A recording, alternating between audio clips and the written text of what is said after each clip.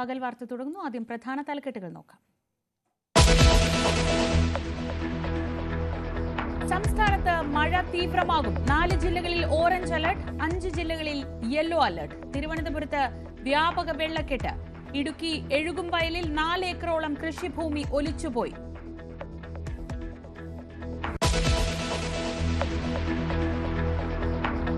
ആഗോള അയ്യപ്പ സംഗമത്തിൽ സർക്കാരിനെതിരെ സമസ്ത. മതേതര നിലപാടിൽ സർക്കാരിന് ഇരട്ടത്താപ്പ്. സർക്കാർ നടത്തുന്നത് കൈവിട്ട കളിയെന്നും വിമർശനം. യോഗയെ ക്ഷണിച്ചത് ഏത് വൈരുദ്ധ്യാത്മക ഭൗതികവാദമാണെന്നും സുപ്രഭാതത്തിന്റെ ചോദ്യം.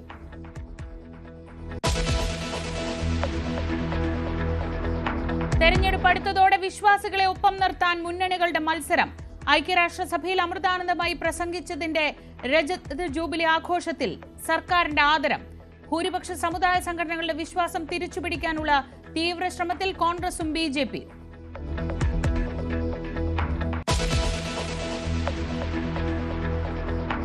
സർക്കാരിനെ പിന്തുണച്ച സുകുമാരൻ നായർക്കെതിരെ വീണ്ടും ബാനർ. പിണറായിക്ക് പാദസേവ ചെയ്യുന്ന കട്ടപ്പയെന്ന് പ്രമാടം കരയോഗം ഓഫീസിന് മുന്നിലും ബാനർ. വർഗീയവാദികളെ NSSന്റെ അടിച്ചതിന്റെ അകത്തേക്ക് അദ്ദേഹം കയറ്റാൻ ഇതുവരെ സമ്മതിച്ചിട്ടില്ല. അതൊരു ഉറച്ച നിലപാടാണ്. ആ ഉറച്ച നിലപാട് അദ്ദേഹം സ്വീകരിച്ചതിന് ഞങ്ങൾ അഭിനന്ദിച്ചിട്ടുണ്ട്. ഞങ്ങളും അദ്ദേഹവുമായിട്ടോ NSSുമായിട്ടോ ഒരു തർക്കമില്ല. പാർലമെന്റ് തെരഞ്ഞെടുപ്പ് വരെ CPM ന്യൂനപക്ഷ പ്രീണനാണ്. അത് കഴിഞ്ഞപ്പോൾ ഉടനെ ഭൂരിപക്ഷ പ്രീണനായി. ആരോടും ആത്മാർത്ഥതയില്ല. NSSന് എന്ത് തീരുമാനം വേണമെങ്കിലും എടുക്കാമെന്ന് VD സതീശൻ.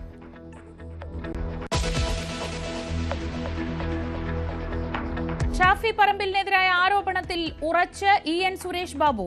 അനാവശ്യമായി കോലിട്ട് കുത്തിയാൽ പ്രത്യാഘാതം ഗുരുതരമാകും.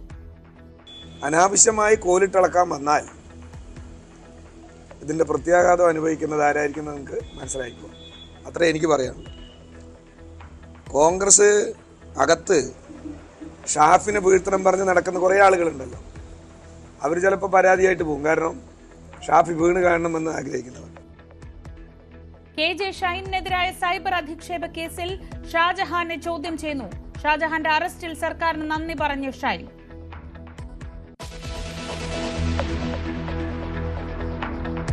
EDക്കെതിരായ നീക്കത്തിൽ ഹൈക്കോടതിയിൽ സംസ്ഥാന സർക്കാരിന് തിരിച്ചടി. അന്വേഷണത്തിന് ജുഡീഷ്യൽ കമ്മീഷനെ നിയോഗിക്കാനാവില്ല. സിംഗിൾ ബെഞ്ച് ഉത്തരവ് ശരിവെച്ച് ഡിവിഷൻ ബെഞ്ച്.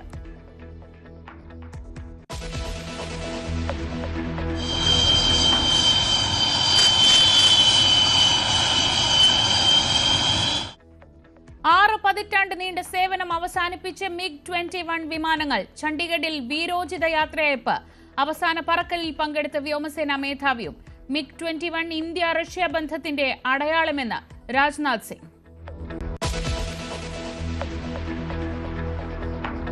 ലഹരിക്കെതിരെ ഒന്നായി കേരളം.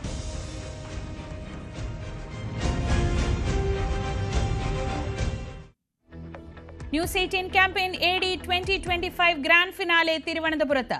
ഉദ്യമത്തെ പ്രശംസിച്ച് വിദ്യാഭ്യാസ മന്ത്രി.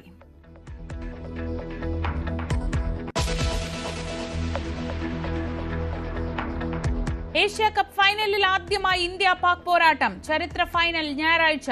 സൂപ്പർ 4ലെ അവസാന മത്സരത്തിൽ ഇന്ത്യ ഇന്ന് ശ്രീലങ്കയ്ക്കെതിരെ.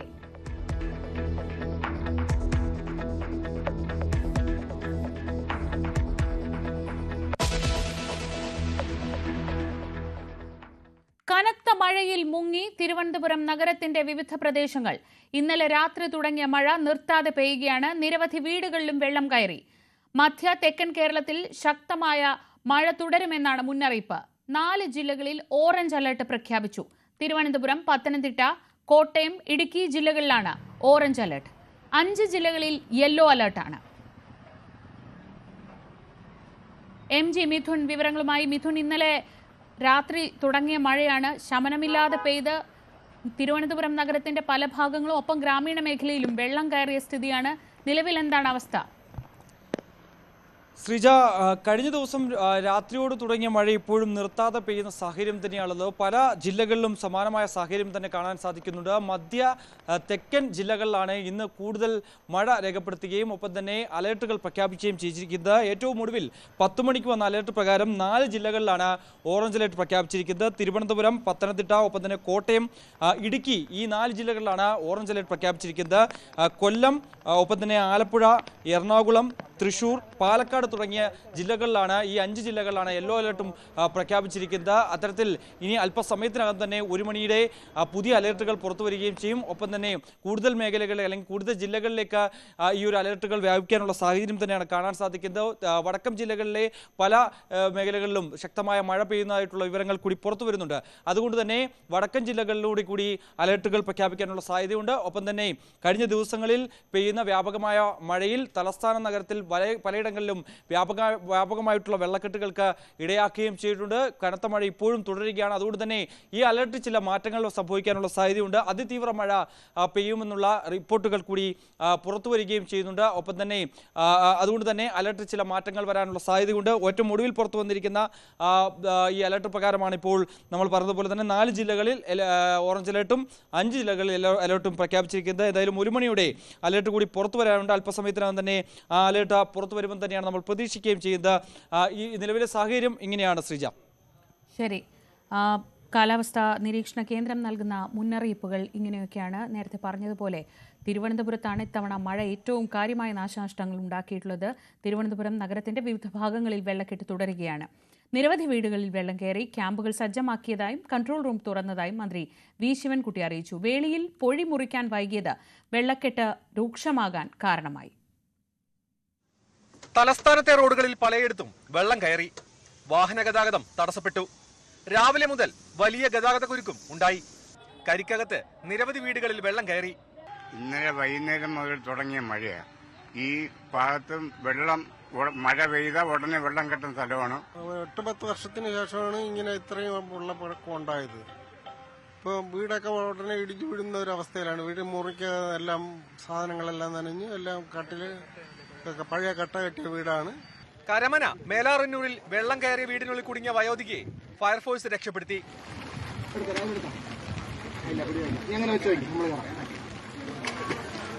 പൂജപ്പുരയിൽ മതിലിടിഞ്ഞ് റോഡിലേക്ക് വീണു. കിംസ് ആശുപത്രിയിലെ പാർക്കിംഗ് യാർഡിൽ വെള്ളം കയറി നിരവധി വാഹനങ്ങൾ മുങ്ങി. നിലവിൽ ഏത് അടിയന്തര സാഹചര്യവും നേരിടാൻ ഫയർഫോഴ്സിനും മറ്റ് ബന്ധപ്പെട്ട വകുപ്പുകൾക്കും നിർദ്ദേശം നൽകിയിട്ടുണ്ട് എന്ന് ജില്ലയിലെ അവലോകന യോഗത്തിന് ശേഷം മന്ത്രി വി ശിവൻകുട്ടി പറഞ്ഞു. ഒന്ന് PWD റോഡിൽ കെട്ടിക്കിടക്കുന്ന വെള്ളം ആ ഡിപ്പാർട്ട്മെന്റ് തന്നെ വൈകുന്നേരത്തിനകം അത് മാറ്റുന്നതിന് വേണ്ട നടപടി സ്വീകരിക്കാൻ വേണ്ടി PWD മന്ത്രി നിർദ്ദേശം നൽകി. സിറ്റിയിലെ റോഡുകളിലെല്ലാം കോർപ്പറേഷൻ PWDയുടെയാണ്. അതുപോലെ തന്നെ ഈ ഫയർഫോഴ്സിന്റെ ഉദ്യോഗസ്ഥന്മാരുണ്ടായിരുന്നു. ഇപ്പോൾ ഒരു പ്രശ്നവും ഇല്ല, മരമൊന്നും ഒടിഞ്ഞു വീണിട്ടില്ല. അങ്ങനെ വല്ല സംഭവിച്ചാൽ അടിയന്തരമായി ഇടപെടുന്നതിന് വേണ്ടി യുദ്ധകാലാടിസ്ഥാനത്തിൽ തന്നെ ഇടപെടുന്നതിന് വേണ്ടിയുള്ള തീരുമാനങ്ങൾ കൈക്കൊണ്ടിട്ടുണ്ട്. നഗരത്തിലെ വെള്ളക്കെട്ട് ഒഴിവാക്കാനായി വേളിയിലെ പൊഴി മുറിക്കുവാനായി നിർദ്ദേശം നൽകിയെങ്കിലും ഇതിൽ കാലതാമസം ഉണ്ടായെന്ന് കളക്ടർ വ്യക്തമാക്കി. അതാണ് വെള്ളക്കെട്ട് നീണ്ടു നിൽക്കാൻ കാരണമായത്. ഇതിൽ നടപടി ഉണ്ടാകുമെന്നും കളക്ടർ. ഇന്നലെ മുതൽ ശക്തമായ മഴ പെയ്തിട്ടും സ്കൂളുകൾക്ക് അവധി പ്രഖ്യാപിച്ചത് ഇന്ന് രാവിലെ 6:30 ഇതിലും വലിയ പ്രതിഷേധമുയർന്നു. ന്യൂസ് 18 തിരുവനന്തപുരം. ഇടുക്കി നെടുങ്കണ്ടം എഴുകുംവയലിൽ ഉരുൾപൊട്ടൽ. 4 ഏക്കറോളം കൃഷിഭൂമി ഒലിച്ചുപോയി. ഗ്രാമീണപാതയിലെ ഗതാഗതവും തടസ്സപ്പെട്ടു. കഴിഞ്ഞ രാത്രിയിൽ പെയ്ത കനത്ത മഴയിലാണ് ഉരുൾപൊട്ടൽ. എഴുകുംവയൽ സ്വദേശികളായ കുറ്റിയാനിക്കൽ സണ്ണി, ചെമ്മരപ്പള്ളിൽ അനീഷ് തുടങ്ങിയവരുടെ കൃഷിഭൂമിയിലാണ് നാശനഷ്ടം. മണ്ണും വെള്ളവും ഒഴുകിയിറങ്ങി കൃഷി പൂർണ്ണമായി നശിച്ചു. സ്ഥലത്ത് കൃഷിയുണ്ടായിരുന്ന ഏലം, കുരുമുളക് മുതലായ കൃഷികൾ പൂർണ്ണമായും ഒഴുക്കിൽപ്പെട്ട് നാശനഷ്ടമുണ്ടായിരിക്കുകയാണ്. പ്രദേശത്ത് ആളപായം ഒന്നും ഉണ്ടായിട്ടില്ല. എങ്കിലും 2018 പ്രളയത്തിൽ ഒലിച്ചുപോയ കുട്ടൻകവല മലർവാടിപ്പടി റോഡിന്റെ സമീപത്തായിട്ടാണ് ഈ അപകടവും ഉണ്ടായിരിക്കുന്നത്. എഴുകുംവയലിൽ നിന്നും കുട്ടൻകവലയിലേക്കുള്ള ഗ്രാമീണ പാതയിലേക്ക് മണ്ണ് വീണ് ഗതാഗതവും തടസ്സപ്പെട്ടു. മഹാപ്രളയകാലത്ത് മണ്ണിടിച്ചിലുണ്ടായ പ്രദേശമാണിവിടം. അന്ന് റോഡ് ഉൾപ്പെടെ നഷ്ടമായിരുന്നു. മേഖലയിൽ കഴിഞ്ഞ ദിവസങ്ങളിൽ അതിശക്തമായ മഴയാണ് പെയ്തത്. ന്യൂസ് 18 ഇടുക്കി. കനത്ത മഴയിൽ എറണാകുളം പായിപ്രയിൽ നിർമ്മാണത്തിലിരുന്ന പ്ലൈവുഡ് കമ്പനിയുടെ സംരക്ഷണ ഭിത്തി തകർന്നു വീണു. 80 അടി പൊക്കമുള്ള കരിങ്കല്ല് കൊണ്ട് നിർമ്മിച്ച ഭിത്തിയാണ് തകർന്നത്. 180ഓളം മീറ്റർ നീളത്തിൽ കരിങ്കല്ലുകളും മണ്ണും ഉൾപ്പെടെ നിലത്തേക്ക് പതിക്കുകയായിരുന്നു. പ്ലൈവുഡ് കമ്പനിയോട് ചേർന്നുള്ള വീടിന് മുകളിലാണ് കല്ലും മണ്ണും പതിച്ചത്.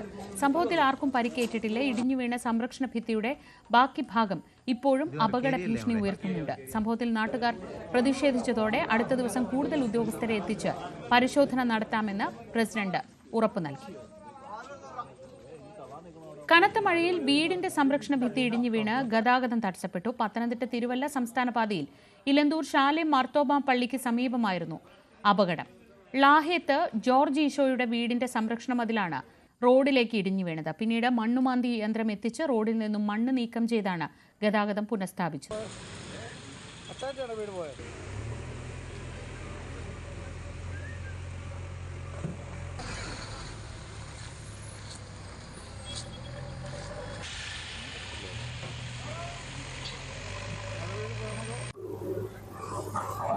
ഈ വെള്ളം അവിടെ വരുന്നതോറും വെള്ളം നാളെ നാളല്ലേ പോകുന്നു.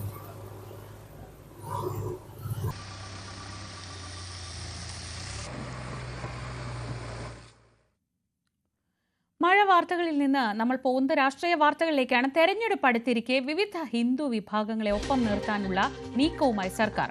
ഐക്യരാഷ്ട്രസഭയിൽ അമൃതാനന്ദമയി മലയാളത്തിൽ പ്രസംഗിച്ചതിന്റെ രജത ജൂബിലി ആഘോഷവേളയിലാണ് സംസ്ഥാന സർക്കാർ അമൃതാനന്ദമയിയെ ആദരിക്കുന്നത്. വൈകിട്ട് അമൃതപുരി ക്യാമ്പസിൽ നടക്കുന്ന ചടങ്ങിൽ ധനകാര്യമന്ത്രി കെ.എൻ. ബാലഗോപാലും സാംസ്കാരിക മന്ത്രി സജി ചെറിയാനുമാണ് അമൃതാനന്ദമയിയെ ആദരിക്കുക. SNDPയെയും NSSനെയും ഒപ്പം നിർത്തിയതിന് പിന്നാലെയാണ് അമൃതാനന്ദമയിയെ കൂടെ നിർത്താനുള്ള ശ്രമം. ആർ കിരൺ ബാബു വിവരങ്ങളുമായി. കിരൺ, സംസ്ഥാന സർക്കാരിന്റെ LDFന്റെ നയം മാറ്റങ്ങളിൽ വലിയ വിമർശനമൊക്കെ ഉയരുന്നതിനിടയിലാണ് ആദ്യം SNDPയെയും പിന്നെ NSSനെയും ഇപ്പോൾ ഇതാ അമൃതാനന്ദമയി ഭക്തർ എന്ന് പറയുന്ന ഒരു വിഭാഗത്തെ അല്ലെങ്കിൽ ഒരു ആത്മീയ നേതാവായി കാണുന്ന അമൃതാനന്ദമയിയെ ആദരിക്കാനായി അമൃതപുരിയിലേക്ക് തന്നെ പോവുകയാണ് സർക്കാർ പ്രതിനിധികൾ. എന്തൊക്കെയാണ് വിശദാംശങ്ങൾ? ശ്രീജ, അടുത്ത തെരഞ്ഞെടുപ്പ് മുന്നിൽ കണ്ടുള്ള വളരെ തന്ത്രപരമായ നീക്കങ്ങളിലേക്ക് CPM കടന്നിരിക്കുന്നു എന്ന് വേണം കരുതാൻ.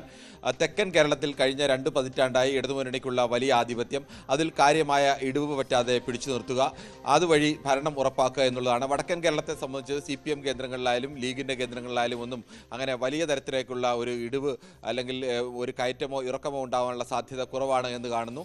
അവിടെ ചെറുച്ചു സീറ്റുകൾ കുറഞ്ഞാൽ പോലും കാര്യമായ ഒരു കുറവ് അവിടെ നിന്നും ഉണ്ടാവാൻ വഴിയില്ല എന്നതും കാണുന്നുണ്ട്. പക്ഷേ തെക്കൻ കേരളം അങ്ങനെയല്ല. തെക്കൻ കേരളത്തിൽ ജാതി മത വിഭാഗങ്ങൾക്കെല്ലാം വലിയ സ്വാധീനമുള്ള മേഖലയാണ്. കഴിഞ്ഞ 4 നിയമസഭാ തെരഞ്ഞെടുപ്പിലും ഇടതുമുന്നണിയെ സംബന്ധിച്ച് അവരുടെ ഭരണം ഉറപ്പിക്കാൻ സഹായമായി നിന്നത് തെക്കൻ കേരളത്തിലെ നിയമസഭാ മണ്ഡലങ്ങൾ തന്നെയാണ്. അവിടെയെല്ലാം വലിയ സ്വാധീനമുണ്ട് SNDPക്കായാലും NSSനായാലും KPMSനായാലും അതോടൊപ്പം തന്നെ അമൃതാനന്ദമയി മഠത്തിനായാലും. ഈ വിഭാഗങ്ങളെല്ലാം ഒപ്പം നിർത്തിക്കൊണ്ട് അടുത്ത തെരഞ്ഞെടുപ്പിൽ വിജയിക്കുക എന്നുള്ള ഒരു നീക്കം തന്നെയാണ് CPM നടത്തുന്നത്. ആദ്യം SNDPയെ നേരത്തെ തന്നെ മകൻ്റെ പേരിലുള്ള പാർട്ടി, വെള്ളാപ്പള്ളി നടേശൻ്റെ മകൻ്റെ പേരിലുള്ള പാർട്ടി NDAയിലും BJPക്കും ഒപ്പം നിൽക്കുമ്പോഴും വെള്ളാപ്പള്ളി നടേശനെ ഒപ്പം നിർത്താനുള്ള ശ്രമം ദീർഘകാലമായി നടത്തുകയും അങ്ങനെ നിൽക്കുകയും ചെയ്യുന്നുണ്ട്. അതിനൊപ്പമായിരുന്നു കഴിഞ്ഞ കുറേ കാലമായി മറുപക്ഷത്തു നിന്ന NSSനെയും NSS ജനറൽ സെക്രട്ടറി സുകുമാരൻ നായരെയും CPMനും ഇടതുമുന്നണി ഭരണത്തിനും അനുകൂലമായ പരസ്യ നിലപാടിലേക്ക് എത്തിക്കാൻ കഴിഞ്ഞു. KPMSനെയും ഒപ്പം നിർത്താൻ കഴിഞ്ഞു. പ്രധാനപ്പെട്ട ഒരു വോട്ട് ബാങ്കുള്ള വിഭാഗം കൂടിയാണ്. അതോടൊപ്പമാണ് തെക്കൻ കേരളത്തെ സംബന്ധിച്ച് വോട്ട് ബാങ്കിൽ ഏറ്റവും നിർണായകമായ തീരദേശ മേഖലയിലൊക്കെ വലിയ സ്വാധീനമുള്ള മാതാ അമൃതാനന്ദമയി മഠത്തെ കൂടി ഇപ്പോൾ ഒപ്പം നിർത്തുന്നു. അമൃതാനന്ദമയിക്കെതിരെ ഇംഗ്ലണ്ടിൽ പോയി ഇന്റർവ്യൂ നടത്തി ആ ഇന്റർവ്യൂ ഒക്കെ സംപ്രേഷണം ചെയ്യുകയും അതിൻ്റെ വിവാദങ്ങളുമൊക്കെ ഉണ്ടായിട്ടുള്ള ഒരു പാർട്ടിയാണ്. അമൃതാനന്ദമയിക്കെതിരെയുള്ള നിലപാടുകളുമൊക്കെ അറിയാം. പക്ഷേ തൽക്കാലം അത്തരം നിലപാടുകളൊക്കെ മാറ്റിവെച്ച് തെരഞ്ഞെടുപ്പാണ്, തെരഞ്ഞെടുപ്പിൽ വിജയിക്കുക എന്നുള്ളതാണ് ഏറ്റവും പ്രധാനം എന്ന് കണ്ടുകൊണ്ട് ആ തരത്തിലേക്കുള്ള നീക്കത്തിൻ്റെ ഭാഗം കൂടിയാണ് കേരളത്തിലെ 2 പ്രധാനപ്പെട്ട മന്ത്രിമാർ. കൊല്ലം ജില്ലയിൽ നിന്ന് തന്നെയുള്ള മന്ത്രി കെ.എൻ. ബാലഗോപാൽ ധനമന്ത്രിയും അതോടൊപ്പം തന്നെ ആലപ്പുഴ ജില്ലയിൽ നിന്നും സാംസ്കാരിക മന്ത്രി സജി ചെറിയാനും. ഈ 2 പേരും അമൃതാനന്ദമയിയുടെ അമൃതാനന്ദമയിയുടെ ഐക്യരാഷ്ട്രസഭയിൽ അമൃതാനന്ദമയി നടത്തിയ പ്രസംഗത്തിൻ്റെ 25ാം വാർഷിക ദിനത്തിൽ അമൃതാനന്ദമയെ ആദരിക്കാനായി അവിടെ എത്തുന്നു. മഠവും അങ്ങനെ സർക്കാരുമായി ചേർന്ന് നിൽക്കാൻ കേന്ദ്ര മന്ത്രിമാരെ അല്ലെങ്കിൽ കേന്ദ്രത്തിൽ നിന്നുള്ള BJP നേതാക്കളെ ക്ഷണിക്കുന്നത്, അത് കേരള സർക്കാരിൻ്റെ പ്രതിനിധികളെ തന്നെയാണ് ക്ഷണിക്കുന്നത്. മഠവും അത്തരമൊരു സന്ദേശം പുറത്തേക്ക് നൽകാൻ ആഗ്രഹിക്കുന്നു എന്ന് വേണം കരുതാൻ. കഴിഞ്ഞ കുറച്ചു കാലമായി മഠവുമായിട്ടുള്ള CPM-ന്റെ ബന്ധം അല്ലെങ്കിൽ അത് ശക്തിപ്പെടുന്നതിൻ്റെയും അത് പരസ്യമാകുന്നതിൻ്റെ കൂടി സൂചന കൂടിയാണ് ഇത്തരത്തിൽ ഒരു നീക്കം. ശരി, ആർ കിരൺ ബാബുവാണ് വിവരങ്ങൾ നൽകിയത് ന്യൂസ് ഡെസ്കിൽ നിന്ന്. തെരഞ്ഞെടുപ്പ് ഒരുക്കങ്ങളിലേക്ക് തന്നെയാണ് കടക്കുന്നത് രാഷ്ട്രീയ പാർട്ടികൾ. തെരഞ്ഞെടുപ്പുകൾ അടുത്തതോടെ വിശ്വാസികളെ ഒപ്പം നിർത്താൻ മുന്നണികളുടെ മത്സരം തന്നെ നടക്കുന്നു. സമുദായ സംഘടനകളെ ഒപ്പം നിർത്തി തെരഞ്ഞെടുപ്പുകളിൽ ജയിച്ച് കയറാനാണ് ശ്രമം.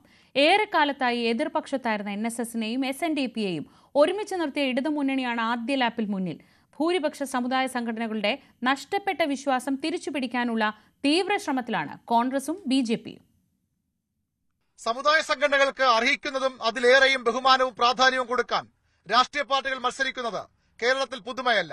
എന്നാൽ വിശ്വാസത്തിലും വിശ്വാസികളുടെ കൂട്ടായ്മകൾക്കും ഇത്രയധികം പ്രാധാന്യം കൈവന്നത് ശബരിമല സ്ത്രീ പ്രവേശന വിധിക്ക് ശേഷമാണ്. പുരോഗമനവും നവോത്ഥാനവും ഉയർത്തിക്കാട്ടിയ CPM-നും ഇടതുമുന്നണിക്കും വലിയ തിരിച്ചടിയാണ് ഉണ്ടായത്. വിശ്വാസത്തിൽ തൊട്ട് കൈപൊള്ളിയ CPM-ഉം സർക്കാരും പാപപരിഹാരത്തിനുള്ള ശ്രമമാണ് പിന്നീട് നടത്തിയതെല്ലാം. ശബരിമല വിഷയത്തിൽ എടുത്തുചാട്ടം തെറ്റായിപ്പോയെന്ന് CPM വിലയിരുത്തി. ശബരിമലയുടെ കാര്യത്തിൽ സർക്കാർ പ്രത്യേക ശ്രദ്ധ നൽകാൻ തുടങ്ങി. അയ്യപ്പ സംഗമവും നടത്തി. SNDP-യുമായുള്ള ബന്ധം കൂടുതൽ ശക്തമാക്കി. 9 വർഷത്തിലേറെ ശത്രുപക്ഷത്തു നിന്ന NSS-ഉം ഇടത്തേക്ക് ചായുകയാണ്.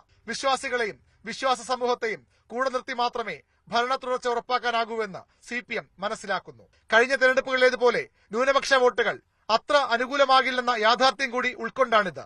ശബരിമല സമരത്തിലെ കേസുകൾ എഴുതിത്തള്ളുന്നതുൾപ്പെടെ വിശ്വാസികളുടെ വിശ്വാസം ആർജിക്കാനുള്ള കൂടുതൽ നടപടികൾ ഉടനുണ്ടാകും. NSS തുടങ്ങിവച്ച നാമജപ സമരങ്ങൾ ആളിക്കത്തിച്ചതും സുവർണാവസരമായി കണ്ടതും BJP-യും സംഘപരിവാർ സംഘടനകളുമായിരുന്നു. തെരഞ്ഞെടുപ്പ് രംഗത്ത് സീറ്റുകളുടെ എണ്ണത്തിൽ പ്രതീക്ഷിച്ച നേട്ടമുണ്ടായില്ലെങ്കിലും CPM-ന്റെ പരമ്പരാഗത വോട്ടുകൾ പോലും പിടിച്ചെടുക്കാൻ BJP-ക്ക് കഴിഞ്ഞു. ശബരിമല വിവാദത്തിനു ശേഷം വലിയ വളർച്ചയാണ് സംസ്ഥാന രാഷ്ട്രീയത്തിൽ പൊതുവിലും തെക്കൻ കേരളത്തിൽ പ്രത്യേകിച്ചും BJP ഉണ്ടാക്കിയത്. NSS-ഉം SNDP-യും പൂർണ്ണമായും ഇടത്തേക്ക് ചായുന്നത് BJP-ക്ക് വലിയ തിരിച്ചടിയാണ്. അത് മനസ്സിലാക്കിയാണ് ആദ്യം അയ്യപ്പ സംഗമം തടയാൻ ശ്രമിച്ചത്. പിന്നീട് ബദർ സംഗമവും നടത്തി. അതുകൊണ്ടൊന്നും ഹൈന്ദവ സമൂഹത്തിലെ ഈ 2 പ്രധാന സമുദായ സംഘടനകളെ ഒപ്പം നിർത്താൻ BJP-ക്ക് കഴിയണമെന്നില്ല. അതുകൊണ്ടാണ് സന്യാസിമാരുടെ സംസ്ഥാന യാത്രയടക്കമുള്ള കൂടുതൽ തന്ത്രങ്ങളിലേക്ക് BJP-യും സംഘപരിവാറും കടക്കുന്നത്. ശബരിമല സ്ത്രീ പ്രവേശന വിവാദത്തിന്റെ ഏറ്റവും വലിയ ഗുണഭോക്താക്കൾ കോൺഗ്രസ് ആയിരുന്നു. ലോക്സഭാ തെരഞ്ഞെടുപ്പിൽ 19 സീറ്റ് കിട്ടി. എന്നാൽ തദ്ദേശ തെരഞ്ഞെടുപ്പിലും നിയമസഭാ തെരഞ്ഞെടുപ്പിലും അതിന് ആനുപാതികമായ നേട്ടം കോൺഗ്രസിനുണ്ടായില്ല. അയ്യപ്പ സംഗമത്തിൽ നിന്ന് പൂർണ്ണമായും വിട്ടുനിന്നതാണ് NSS-നെ ഇപ്പോൾ കോൺഗ്രസിന് എതിരാക്കുന്നത്. SNDP-യുമായി കുറെ കാലമായി പ്രതിപക്ഷ നേതാവ് VD സതീശൻ നല്ല ബന്ധത്തിലുമല്ല. നിയമസഭാ തെരഞ്ഞെടുപ്പിന് മുമ്പ് പ്രശ്നങ്ങൾ പറഞ്ഞു തീർക്കാൻ തീവ്ര ശ്രമം കോൺഗ്രസ് തുടങ്ങിയിട്ടുണ്ട്. ആചാര ലംഘനങ്ങളും വിശ്വാസ സംരക്ഷണവും തന്നെയാകുമോ വരുന്ന തെരഞ്ഞെടുപ്പുകളിലും വിധി നിർണ്ണയിക്കാൻ പോകുന്നത്? അങ്ങനെയാണെന്ന് തോന്നിക്കുന്ന നീക്കങ്ങളാണ് സംസ്ഥാനത്തെ മുഖ്യധാര രാഷ്ട്രീയ പാർട്ടികളും മുന്നണികളും ഇപ്പോൾ സ്വീകരിക്കുന്നത്. വിശ്വാസികളുടെ വിശ്വാസം നേടിയെടുക്കാനുള്ള നെട്ടോട്ടത്തിലാണ് സംസ്ഥാനത്തെ രാഷ്ട്രീയ പാർട്ടികൾ. VV Arun, news 18, Thiruvananthapuram. ശബരിമല വിഷയത്തിൽ സംസ്ഥാന സർക്കാരിനെ പിന്തുണച്ച NSS ജനറൽ സെക്രട്ടറി സുകുമാരൻ നായർക്കെതിരെ കൂടുതൽ പ്രതിഷേധ ബാനറുകൾ. പിണറായിക്ക് പാദസേവ ചെയ്യുന്ന കട്ടപ്പയായി മാറിയ സുകുമാരൻ നായർ എന്ന് തന്നെയാണ് പ്രമാണത്തെ ബാനറിലെയും വാചകം. ഇന്നലെ വെട്ടിപ്പുറത്തും പ്രതിഷേധ ബാനർ ഉയർന്നിരുന്നു. സുകുമാരൻ നായരുടെ നിലപാടിൽ പ്രതിഷേധിച്ച് ചങ്ങനാശ്ശേരിയിൽ ഒരു കുടുംബത്തിലെ 4 പേർ NSS അംഗത്വം രാജിവെച്ചു. പുഴവാത് സ്വദേശികളാണ് രാജിവെച്ചത്. അതേസമയം തെരഞ്ഞെടുപ്പ് മുന്നിൽ കണ്ടാണ് CPM മതസാമുദായിക സംഘടനകളെ ഒപ്പം നിർത്താൻ ശ്രമിക്കുന്നതെന്നും അത് ജനങ്ങൾ തിരിച്ചറിയുമെന്നും AICC general secretary KC Venugopal പറഞ്ഞു.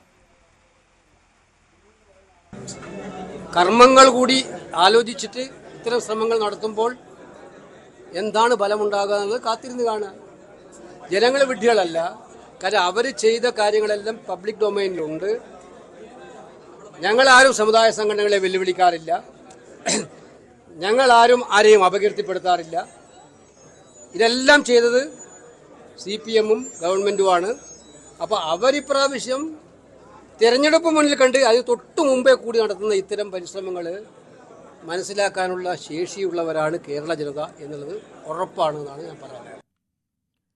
NSS ഉൾപ്പെടെയുള്ള സംഘടനകൾക്ക് എന്ത് തീരുമാനം വേണമെങ്കിലും എടുക്കാമെന്നും അത് കോൺഗ്രസിന്റെ രാഷ്ട്രീയ തീരുമാനത്തെ ബാധിക്കില്ലെന്നും പ്രതിപക്ഷ നേതാവ് VD സതീശൻ.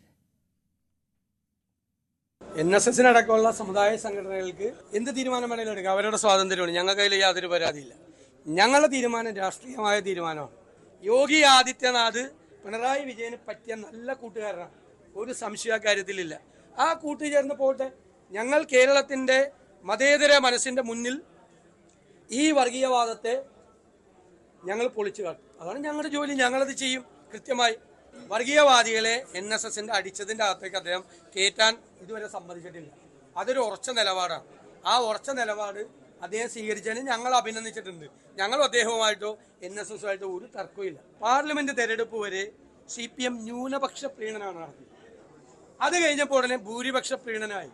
ആരോടും ആത്മാർത്ഥതയില്ല. ഞങ്ങൾക്കൊരു ടെൻഷനും ഇല്ല.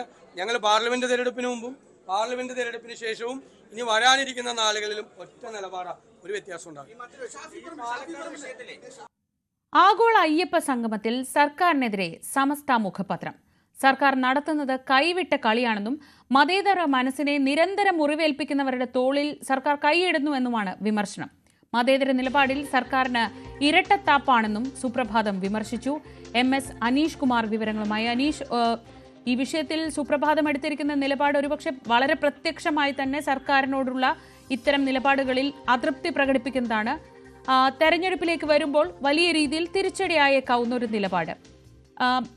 സമസ്ത മുഖപത്രത്തിന്റെ ഭാഗത്തു നിന്നാണ് ഈ വിമർശനം ഉണ്ടായിട്ടുള്ളത്. ഇത് തന്നെയാണോ സമസ്തയിലാകെയുള്ള വികാരം? ശ്രീജ, സർക്കാർ വിലാസം ഭക്തസംഘം എന്ന പേരിലാണ് സമസ്ത മുഖപത്രത്തിൽ ഇന്ന് എഡിറ്റോറിയൽ വന്നിരിക്കുന്നത്.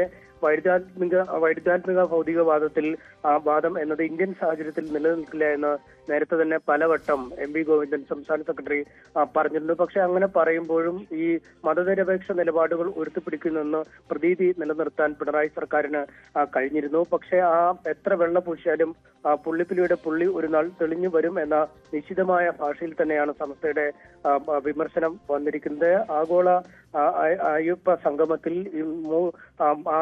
യോഗി ആദിത്യനാഥിനെ ക്ഷണിച്ച് വരുന്നത് ഏതുതരം വൈരുദ്ധ്യാത്മിക ഭൗതികവാദമാണ് എന്ന് ചോദിക്കുന്നു. ഒപ്പം നിരന്തരം കേരളത്തിന്റെ മതേതര മനസ്സിനെ മുറിവേൽപ്പിക്കുന്ന ചില സമുദായ നേതാക്കളുടെ തോളിൽ കൈയിട്ടാണ് ഈ അപകടകരമായ കളി നടത്തുന്നതെന്ന് വെള്ളാപ്പള്ളി നടേശനുമായുള്ള പിണറായി വിജയന്റെ ബന്ധത്തെ ചൂണ്ടിക്കാട്ടി. പ്രത്യേകിച്ചും അദ്ദേഹം പിണറായി വിജയന്റെ മുഖ്യമന്ത്രിയുടെ കാറിലേറി വന്ന യാത്രയെ പരിഹസിച്ചുമൊക്കെ പറയുന്നു.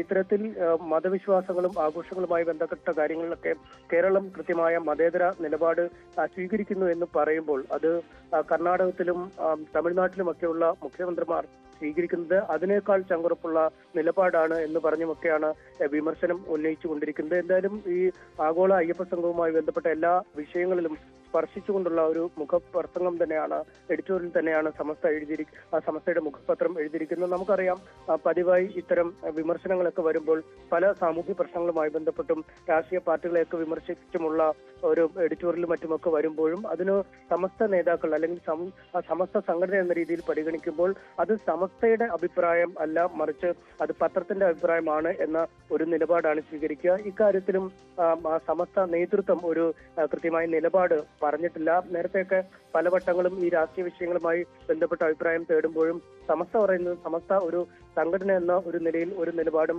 പ്രത്യേകിച്ച് സ്വീകരിക്കാറില്ല എന്ന് പറയും. ഇത്തവണയും ഒരു പ്രത്യേക പ്രതികരണം നേതാക്കളുടെ ഭാഗത്തുനിന്നും ഉണ്ടായിട്ടില്ല. അത് പത്രത്തിന്റെ നിലപാട് എന്ന രീതിയിലുള്ള ഒരു വിലയിരുത്തൽ അല്ലെങ്കിൽ അത്തരത്തിലൊരു അവലോകനം തന്നെയാവും നേതാക്കളുടെ ഭാഗത്തുനിന്നും ഉണ്ടാവുക. ശ്രീജ. MS അനീഷ് കുമാറാണ് വിവരങ്ങൾ നൽകിയത്, കോഴിക്കോട്. CPM പ്രവർത്തകൻ ഒണിയൻ പ്രേമൻ വധക്കേസിൽ പ്രതികളായ മുഴുവൻ RSS BJP പ്രവർത്തകരെയും കോടതി വെറുതെ വിട്ടു. RSS BJP പ്രവർത്തകരായ 10 പേരെയാണ് കോടതി വെറുതെ വിട്ടത്.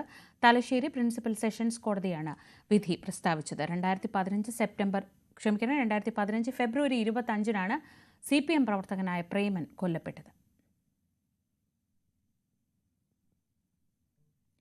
CPM നേതാവ് KJ ഷൈനിനെതിരായ സൈബർ അധിക്ഷേപ കേസിൽ അറസ്റ്റിലായ യൂട്യൂബർ KM ഷാജഹാനെ ചോദ്യം ചെയ്യുന്നത് തുടരുന്നു.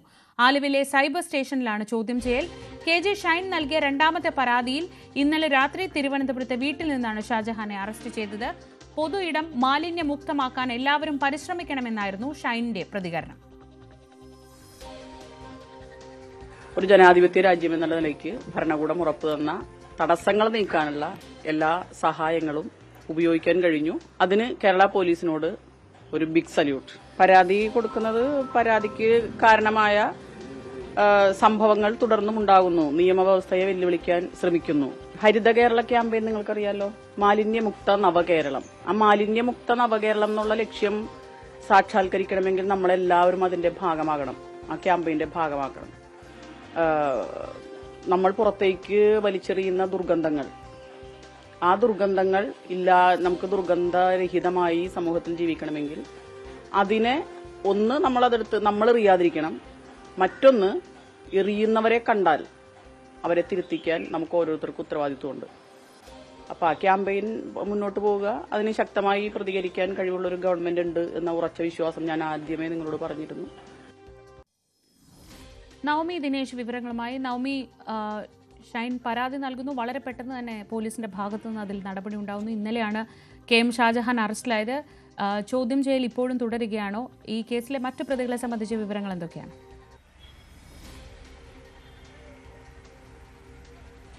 ശ്രീജ, KJ ഷൈൻ നൽകിയ രണ്ടാമത്തെ പരാതിയിലാണ് KM ഷാജഹാന്റെ അറസ്റ്റ് ഇന്ന് പുലർച്ചയോടുകൂടി രേഖപ്പെടുത്തിയിരിക്കുന്നത്. ആദ്യം നൽകിയ പരാതിയിൽ കഴിഞ്ഞ ദിവസം മണിക്കൂറുകളോളം, ഏകദേശം 6 മണിക്കൂറുകളോളം ചോദ്യം ചെയ്ത് പോലീസ് വിട്ടയക്കുന്ന സാഹചര്യമായിരുന്നു. അതിനുശേഷം വീണ്ടും ഈ KJ ഷൈന്റെ പേരെടുത്തു പറഞ്ഞുകൊണ്ട് തന്നെയാണ് വീണ്ടും സൈബറിടങ്ങളിൽ വലിയ അധിക്ഷേപം KM ഷാജഹാൻ നടത്തിയത്. ഇതിനെ തുടർന്ന് വീണ്ടും KJ ഷൈൻ പരാതി നൽകിയിരുന്നു. അതിന്റെ അടിസ്ഥാനത്തിൽ ഉള്ള അറസ്റ്റ്, അതിനെ തുടർന്നുള്ള ചോദ്യം ചെയ്യൽ ഇപ്പോഴും പുരോഗമിച്ചുകൊണ്ടിരിക്കുകയാണ്. ഞാനിപ്പോൾ പോലീസ് സ്റ്റേഷനിൽ മുന്നിലാണുള്ളത്. ഇവിടെ ഇപ്പോഴും ചോദ്യം ചെയ്യൽ പുരോഗമിക്കുകയാണ്. 2 മണിക്കൂർ നീണ്ടു നിൽക്കുമെന്നാണ് അറിയാൻ സാധിക്കുന്നത്. അതിനുശേഷം കോടതിയിൽ ഹാജരാക്കും. കോടതിയുടെ അടുത്ത നടപടി, ഇപ്പോൾ ജാമ്യമില്ലാ വകുപ്പ് പ്രകാരമാണ് പോലീസ് കേസെടുത്തിരിക്കുന്നത്. ജാമ്യം നിഷേധിച്ചാൽ പിന്നീടുള്ള കൂടുതൽ ചോദ്യം ചെയ്യലിനും തെളിവെടുപ്പിനുമായി കസ്റ്റഡിയിൽ ആവശ്യപ്പെടാനായിരിക്കും അന്വേഷണ സംഘത്തിന്റെ അടുത്ത നീക്കം.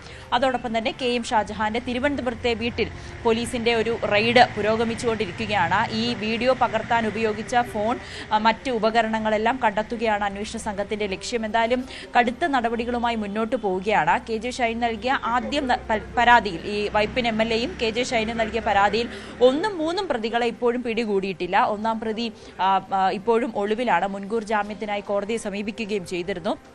അപ്പം ഈ CK ഗോപാലൻ എവിടെയാണെന്നുള്ളതിൽ ഇപ്പോഴും കണ്ടെത്താൻ കഴിഞ്ഞിട്ടില്ല. ഒപ്പം 3ആം പ്രതി കൊണ്ടോട്ടി അബു എന്ന് പറയുന്ന യാസർ ഡപ്പാൾ വിദേശത്താണ്. ഇയാളോടും ചോദ്യം ചെയ്യുന്ന ഹാജരാകാൻ ആവശ്യപ്പെട്ടുവെങ്കിലും എത്തിയിട്ടുമില്ല. ഇയാൾക്കെതിരെ ലുക്കൌട്ട് നോട്ടീസ് അടക്കം ഇറക്കാനാണ് അന്വേഷണ സംഘത്തിന്റെ തീരുമാനം. എന്തായാലും KM ഷാജഹാനെ ഇപ്പോഴും ചോദ്യം ചെയ്തുകൊണ്ടിരിക്കുകയാണ്. ഉച്ചയ്ക്ക് ശേഷം കോടതിയിൽ ഹാജരാക്കുമെന്നാണ് അറിയാൻ സാധിക്കുന്നത്. ശ്രീജ. നവമി ദിനേശാണ് വിവരങ്ങൾ നൽകിയത്. സ്ത്രീത്വത്തെ അപമാനിച്ചു എന്ന പരാതിയിൽ കോൺഗ്രസ് സൈബർ ഹാൻഡിലുകൾക്കെതിരെ കൂടുതൽ കേസുകൾ. മിഥു എന്ന കോൺഗ്രസ് അനുകൂല ഫേസ്ബുക്ക് പ്രൊഫൈലിനെതിരെയാണ് കേസ്. ഡോക്ടർ അമൃത സതീശന്റെ പരാതിയെ തുടർന്നാണ് തിരുവനന്തപുരം മെഡിക്കൽ കോളേജ് പോലീസ് കേസെടുത്തത്. ഷാഫി പറമ്പിലിനെതിരായ ആരോപണത്തിൽ ഉറച്ചു നിൽക്കുന്നതായി CPM പാലക്കാട് ജില്ലാ സെക്രട്ടറി EN സുരേഷ് ബാബു. അനാവശ്യമായി കോലിട്ട് കുത്തിയാൽ പ്രത്യാഘാതം ഗുരുതരമായിരിക്കുമെന്നാണ് സുരേഷ് ബാബുവിന്റെ പ്രതികരണം. ആരെങ്കിലും പരാതി നൽകിയിട്ടുണ്ടെങ്കിൽ അവർ ഷാഫി വീണ് കാണണമെന്ന് ആഗ്രഹിക്കുന്നവരായിരിക്കും. വ്യക്തിപരമായി ഉയർന്ന അശ്ലീലങ്ങളെക്കുറിച്ച് ചർച്ച ചെയ്യാൻ താല്പര്യമില്ലെന്നും ആരെങ്കിലും പറയുന്നത് കേട്ട് അഭിപ്രായം പറയുന്നവരല്ല CPM എന്നും സുരേഷ് ബാബു പറഞ്ഞു. എനിക്കിന്ന് പുതിയതായിട്ടൊരു കാര്യം പറയാനില്ല. ഇന്നലെ പറഞ്ഞതിൽ നിന്ന് മാറ്റി പറയാനുമില്ല. ഇന്നലെ പറഞ്ഞ കാര്യങ്ങൾ അതേപോലെ നിലനിൽക്കുന്നുണ്ട്. ഇനി കോൺഗ്രസ്സുകാർക്ക് പരാതി കൊടുക്കുകയോ നിയമപരമായി മുന്നോട്ട് പോവുകയോ ഒക്കെ ചെയ്യാം.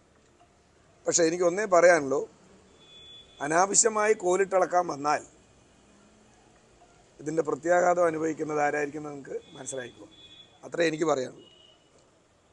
കോൺഗ്രസ് അകത്ത് ഷാഫിനെ വീഴ്ത്തണം പറഞ്ഞ് നടക്കുന്ന കുറേ ആളുകളുണ്ടല്ലോ, അവർ ചിലപ്പോൾ പരാതിയായിട്ട് പോകും. കാരണം ഷാഫി വീണ് കാണണമെന്ന് ആഗ്രഹിക്കുന്നവർ. അപ്പോൾ അനാവശ്യമായി കോലിട്ടിളക്കാൻ വന്നാൽ അതിൻ്റെ പ്രത്യാഘാതം നല്ല പ്രയാസമായിരിക്കും. ഞങ്ങളുടെ ഈ പാർട്ടി പ്രവർത്തനത്തിൽ ഞങ്ങളെ പാർട്ടി ഏൽപ്പിച്ച ഉത്തരവാദിത്തങ്ങളാണല്ലോ ഈ പറയുന്ന ജില്ലാ സെക്രട്ടറി അല്ലെങ്കിൽ ഏരിയ സെക്രട്ടറി, ലോക്കൽ സെക്രട്ടറി എന്നൊക്കെ പറയുന്നത് പാർട്ടി ഏൽപ്പിച്ച ഉത്തരവാദിത്തങ്ങളാണ്. ഞങ്ങൾ ഉപദേശം സ്വീകരിക്കുന്നത് ഞങ്ങളുടെ പാർട്ടിയുടെ ഉപദേശം, അല്ലാതെ ഈ കോൺഗ്രസ് രാഷ്ട്രീയത്തെ പോലെ BJP രാഷ്ട്രീയത്തെ പോലെ ഈ നേതാക്കളുടെ പെട്ടി തൂക്കി അവരുടെ എന്തെങ്കിലും വർത്തമാനങ്ങൾ കേട്ട് അങ്ങനെ ആരെങ്കിലും പറയുന്നത് കേട്ടിട്ട് അഭിപ്രായ പ്രകടനം നടത്തുന്നവരല്ല. വ്യക്തതയുണ്ടെങ്കിൽ ഞങ്ങളത് പറയും, ഇല്ലെങ്കിൽ അത് പറയില്ല. അതാണ്. പിന്നെ കാലും വെട്ടും കായും വെട്ടും എന്നൊക്കെ പറയുന്നത് മുദ്രാവാക്യത്തിൻ്റെ ഒരു രസത്തിന് കൂട്ടി പ്രാസം ചേർത്തി പറയുന്ന കാര്യങ്ങളായിരിക്കും. അതിനൊന്നും എനിക്ക് പറയാനില്ല. പിന്നെ ഇതെല്ലാം ഞാൻ എൻ്റെ വിദ്യാർത്ഥി കാലം മുതൽ, എൻ്റെ സംഘടനാ കാലം മുതൽ എൻ്റെ രാഷ്ട്രീയ പ്രവർത്തനത്തിൻ്റെ ഇടയിൽ എന്തെല്ലാം നേരിട്ടു എന്നുള്ളത് നിങ്ങൾ അന്വേഷിച്ചാൽ മനസ്സിലാവും. മനസ്സിലായില്ലേ? കോൺഗ്രസ്സുകാരൻ്റെ ഈ മുദ്രാവാക്യം കേട്ടിട്ട് സുരേഷ് ബാബു അങ്ങനെ ചൂളിപ്പോകും എന്നൊക്കെ വിചാരിച്ച് ഏതെങ്കിലും കോൺഗ്രസ്സിലെ എന്നെക്കുറിച്ച് അറിയാത്തവരൊരു മുദ്രാവാക്യം വിളിച്ചതിനൊക്കെ ഞാൻ കാര്യമായിട്ടോ അല്ലെങ്കിൽ അതിനൊന്നും ഒരു സീരിയസ് ആയിട്ട് എടുക്കുന്നില്ല. അധിക്ഷേപ പരാമർശത്തിൽ അതേസമയം സുരേഷ് ബാബുവിനെതിരെ കേസെടുക്കണമെന്നാവശ്യപ്പെട്ട് കോൺഗ്രസ് നേതാവ് പോലീസിൽ പരാതി നൽകി. ആലത്തൂർ ബ്ലോക്ക് ജനറൽ സെക്രട്ടറി പ്രമോദാണ് ജില്ലാ പോലീസ് മേധാവിക്ക് പരാതി നൽകിയത്. അതേസമയം കോൺഗ്രസിൽ ഇരട്ട നീതിയാണെന്ന ആരോപണവുമായി പാലക്കാട്ടെ കോൺഗ്രസ് നേതാവ് സദ്ദാം ഹുസൈൻ രംഗത്ത് വന്നു. രാഹുലിനെതിരെ ലൈംഗിക ആരോപണം വന്നപ്പോൾ ഒരൊറ്റ കോൺഗ്രസുകാരൻ പോലും പ്രതിഷേധിച്ചില്ല. ഷാഫിക്കെതിരെ ആരോപണം വന്നപ്പോൾ ഉടൻ പ്രകടനം നടത്തി. ഇതിനു പിന്നിൽ ഷാഫി ഫാൻസ് അസോസിയേഷനാണെന്നും രാഹുലിനെ ഒറ്റപ്പെടുത്തി വേട്ടയാടാനാണ് ഇവരുടെ ശ്രമമെന്നും സദ്ദാം ആരോപിച്ചു. അതായത് ഇന്ന് പാലക്കാട് ഇപ്പോൾ കഴിഞ്ഞ ദിവസങ്ങളിൽ CPM ജില്ലാ സെക്രട്ടറി ഒരു ആരോപണം പറയുന്നു. അതിന് ആരോപണം ആയിട്ടുള്ള ഒരാൾ അതിനെതിരെ മറുപടി പറഞ്ഞു. ഷാഫി പറമ്പിൽ അതിന് മറുപടി പറയുന്നു. അതിനുശേഷം ഇവിടെ പ്രകടനം നടക്കുന്നു. അതിൻ്റെ ഒരു 30 ദിവസം മുമ്പ് ഒരു സംഭവം ഉണ്ടായി. രാഹുൽ മാങ്കൂട്ടത്തിനെതിരെ ഇതേപോലെ ഒരു ആരോപണം വരുന്നു. അത് നിലവിൽ ഒരു സ്ത്രീ പറയുന്നു. അതിനെതിരെ ഒരു പ്രതിഷേധം കേരളത്തിൽ എവിടെയും നടന്നിട്ടില്ല എന്നാണ് എൻ്റെ ഒരു വിശ്വാസം. അതിനുപരി പാലക്കാട് നിയോജക മണ്ഡലത്തിൽ വോട്ടർ നിലയിലും കോൺഗ്രസ് പ്രവർത്തക നിലയിലും എനിക്ക് പറയാനുള്ളത് 2 നീതിയാണ് ഈ കാര്യത്തിൽ ഉണ്ടായിട്ടുള്ളത്. അതായത് ഇതിൻ്റെ സംഘസഹകാരിയായിട്ടുള്ള പാലക്കാടുള്ള ഇതിനൊക്കെ ഒരു ഫാൻസ് അസോസിയേഷൻ ഉണ്ട്. ഈ ഫാൻസുകാരായിട്ടുള്ള യൂത്ത് കോൺഗ്രസ് ജില്ലാ പ്രസിഡന്റ് ഉൾപ്പെടെ അതിനൊപ്പം തന്നെ മറ്റ് പോഷക സംഘടന സംസ്ഥാന ഭാരവാഹികൾ ഉൾപ്പെടെയുള്ളവരാരും ഇതിനെക്കുറിച്ച് ഒരു സ്റ്റേറ്റ്മെൻറ്റ് അറിയില്ല. എന്തായാലും രാഹുൽ മാങ്കൂട്ടം ഈ പ്രസ്ഥാനത്തിന് വേണ്ടി ധാരാളം കാര്യങ്ങൾ ചെയ്തിട്ടുള്ള ഒരാളാണ്. ഒറ്റപ്പെടുത്തി വേട്ടയാടി. പക്ഷേ വേറൊരു ആരോപണം വന്നപ്പോൾ ഒരു പ്രതിസന്ധി പോലെ തന്നെ പാലക്കാട് പ്രകടനം നടത്തുന്നു. പാലക്കാടിലെ ബ്ലോക്ക് പ്രസിഡന്റിനോട് എനിക്ക് പറയാനുള്ളത് ഇത്രയേ ഉള്ളൂ. നിങ്ങൾ CPM-ന്റെ ഓഫീസിലേക്കായിരുന്നു പ്രകടനം നടത്തേണ്ടത്, അതല്ലാതെ സ്റ്റേഡിയം ബസ് സ്റ്റാൻഡിലേക്കല്ല. അതും തന്നെ കൃത്യമായിട്ട് പറഞ്ഞുതരാം. അതിലും പാലക്കാടിലെ എല്ലാ പ്രവർത്തകരൊന്നും പങ്കെടുത്തിട്ടില്ല. ഓപ്പറേഷൻ നുംഖോറിൽ പരിശോധന ശക്തമായതോടെ ഉടമകൾ വാഹനങ്ങളുടെ രൂപം മാറ്റുന്നതായി കസ്റ്റംസ്. ഉടമകൾ നിറവും നമ്പർ പ്ലേറ്റും മാറ്റിയതായാണ് സംശയിക്കുന്നത്. വാഹനങ്ങൾ സംസ്ഥാനത്തിന് പുറത്തേക്ക് കടത്താനും ശ്രമം നടക്കുന്നു എന്ന സംശയത്തിന്റെ അടിസ്ഥാനത്തിൽ എല്ലാ ചെക്ക് പോസ്റ്റുകളിലും ജാഗ്രതാ നിർദ്ദേശം നൽകിയിട്ടുണ്ട്. കേസിൽ മൂവാറ്റുപുഴ സ്വദേശി മാഹിൻ അൻസാരി ഇന്ന് കസ്റ്റംസിന് മുന്നിൽ ഹാജരാകും. ഭൂട്ടാൻ കാർ കള്ളക്കടത്തു കേസിൽ കസ്റ്റംസിന് കൂടുതൽ വാഹനങ്ങൾ പിടിച്ചെടുക്കാൻ സാധിച്ചിട്ടില്ല എന്നതാണ് ഇപ്പോൾ നേരിടുന്ന പ്രതിസന്ധി. ഏതാണ്ട് 180ഓളം വാഹനങ്ങൾ ഇവിടേക്ക് എത്തിയിട്ടുണ്ട് എന്നതെല്ലാം തന്നെ സ്ഥിരീകരിക്കാനായിട്ട് കസ്റ്റംസിന് കഴിഞ്ഞിട്ടുണ്ട്. പക്ഷേ ഇത് ആരുടെ പക്കൽ എങ്ങനെയൊക്കെയാണ് എന്നത് സംബന്ധിയായ കാര്യങ്ങളിലേക്ക് കൂടുതലൊന്നും അന്വേഷണം എത്തിച്ചേരാനായിട്ട് സാധിച്ചിട്ടില്ല. ഇതിനുവേണ്ടിയുള്ളൊരു ശ്രമങ്ങൾ തുടരുകയാണ്. നേരത്തെ കസ്റ്റംസ് പരിശോധനകൾ നടത്തി പിടിച്ചെടുത്ത വാഹനങ്ങൾ അവരുടെ ഉടമകളോട് ഇതിൻ്റെ രേഖകൾ ഹാജരാക്കാനായിട്ട് ആവശ്യപ്പെട്ടിരുന്നു. അതുമായി ബന്ധപ്പെട്ടുകൊണ്ടുള്ള പരിശോധനകൾ തുടരുകയാണ്. കഴിഞ്ഞ ദിവസങ്ങളിൽ പിടിച്ചെടുത്ത വാഹനം മൂവാറ്റുപുഴ സ്വദേശിയായ ഒരു അൻസാരിയുടേതാണ് എന്നതടക്കം മഹീൻ അൻസാരിയുടേതാണെന്നടക്കമുള്ള കാര്യങ്ങൾ സ്ഥിരീകരിച്ചിരുന്നു. ഇയാളോട് ഹാജരാകാനും ഇതുമായി ബന്ധപ്പെട്ട രേഖകൾ കൊണ്ടുവരാനും പറഞ്ഞിരുന്നു. ഈ കാര്യങ്ങളിൽ അതിൻ്റെ ആർസി ബുക്കിലടക്കം തിരിമറി നടത്തിയിട്ടുണ്ട് എന്നതാണ് തെളിഞ്ഞിട്ടുള്ളത്. അതുകൊണ്ട് ഈ ഫസ്റ്റ് ഓണർ വാഹനത്തിൽ ഇത്ര കണ്ട തിരിമറി നടത്താൻ ആർസി ബുക്കിലടക്കം തിരിമറി നടത്തുന്നത് കസ്റ്റംസിനെ അടക്കം ഞെട്ടിച്ചിട്ടുണ്ട്. മോട്ടോർ വാഹന വകുപ്പും ഇതുമായി ബന്ധപ്പെട്ട അന്വേഷണം നടത്തുന്നുണ്ട്. അപ്പോൾ ഇതുപോലുള്ള മറ്റ് തട്ടിപ്പുകൾ നടന്നിട്ടുണ്ടോ എന്നതാണ് പരിശോധിക്കുന്നത്. വലിയ രീതിയിൽ തന്നെയുള്ള റാക്കറ്റാണ് ഇതുമായി ബന്ധപ്പെട്ട് പ്രവർത്തിക്കുന്നത് എന്നതെല്ലാം തന്നെ ബോധ്യമായിട്ടുണ്ടെങ്കിലും കൂടുതൽ വാഹനങ്ങൾ കണ്ടെത്താൻ കഴിയാത്തതാണ് കസ്റ്റംസിന് ഇപ്പോൾ പ്രതിസന്ധിയിലായിരിക്കുന്നത്.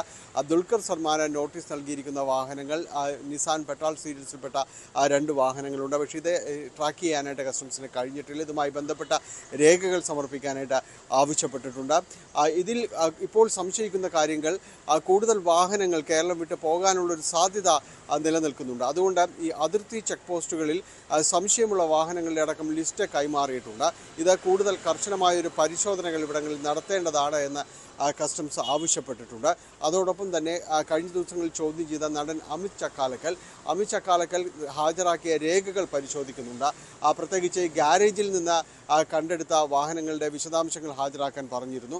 അപ്പോൾ ഇയാൾ ആർക്കൊക്കെ വാഹനങ്ങൾ കൈമാറിയിട്ടുണ്ട്, സംശയമുള്ള മറ്റ് വാഹനങ്ങൾ, ഇതുമായി ബന്ധപ്പെട്ട രേഖകളുടെ പരിശോധനയ്ക്കായിട്ട് പലരും തന്നെ കസ്റ്റംസ് ഓഫീസിലേക്ക് എത്തുന്നുണ്ട്. കസ്റ്റംസ് അവിടുന്ന് വിശദാംശങ്ങൾ തേടുന്നുണ്ട്.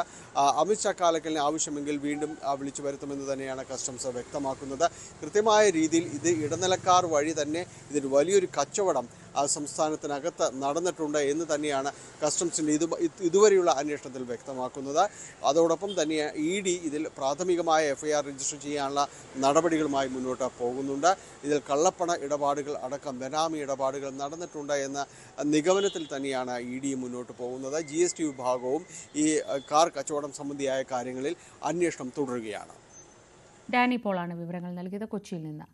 ഇന്ത്യൻ വ്യോമസേനയുടെ ചരിത്രത്തിലിടം നേടിയ MiG-21 വിമാനങ്ങൾ ഔദ്യോഗികമായി സേവനം അവസാനിപ്പിച്ചതോടെ രാജ്യത്തിന്റെ സൈനിക വ്യോമയാന ചരിത്രത്തിലെ നിർണായക അധ്യായത്തിന് അവസാനം കുറിച്ചിരിക്കുന്നു. രാജ്യത്തെ ആദ്യത്തെ സൂപ്പർസോണിക് യുദ്ധവിമാനവും ഇന്റർസെപ്റ്റർ വിമാനവുമായ MiG-21 1960കളിലാണ് ആദ്യമായി ഇന്ത്യൻ വ്യോമസേനയുടെ ഭാഗമായത്. 62 വർഷത്തെ മികച്ച സേവനം അവസാനിപ്പിക്കുന്നതിന്റെ ഭാഗമായി ചണ്ഡീഗഡിൽ പ്രൗഢോജ്വലമായ വിടവാങ്ങൽ ചടങ്ങ് വ്യോമസേന സംഘടിപ്പിച്ചു. പ്രതിരോധ മന്ത്രി രാജ്നാഥ് സിംഗ്, സൈനിക മേധാവികൾ, മുൻ സൈനികർ, അവരുടെ കുടുംബാംഗങ്ങൾ എന്നിവർ ചടങ്ങിൽ പങ്കാളികളായി.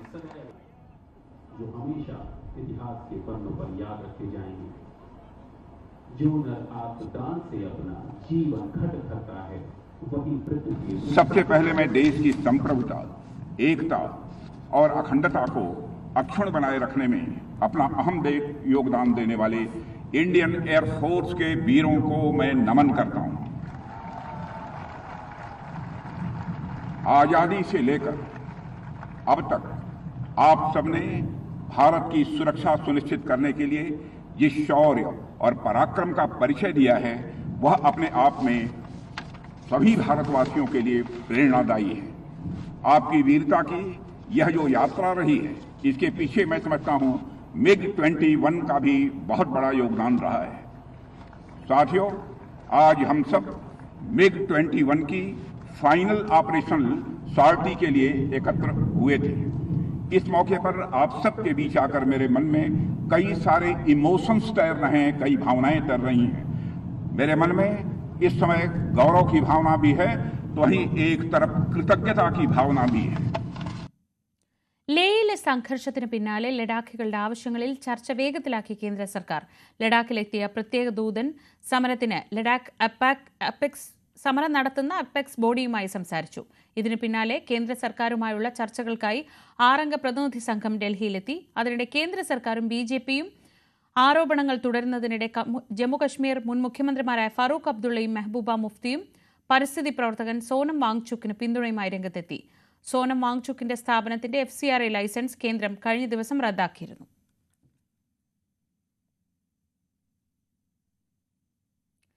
ബീഹാർ നിയമസഭാ തെരഞ്ഞെടുപ്പ് അടുത്തിരിക്കെ സ്ത്രീ വോട്ടുകൾ ആകർഷിക്കാൻ BJP 10,000 രൂപ വീതം 75 ലക്ഷം സ്ത്രീകളുടെ അക്കൗണ്ടുകളിൽ എത്തുന്ന മുഖ്യമന്ത്രി മഹിളാ റോസ്ഗർ യോജനയുടെ ഉദ്ഘാടനം പ്രധാനമന്ത്രി നിർവഹിച്ചു.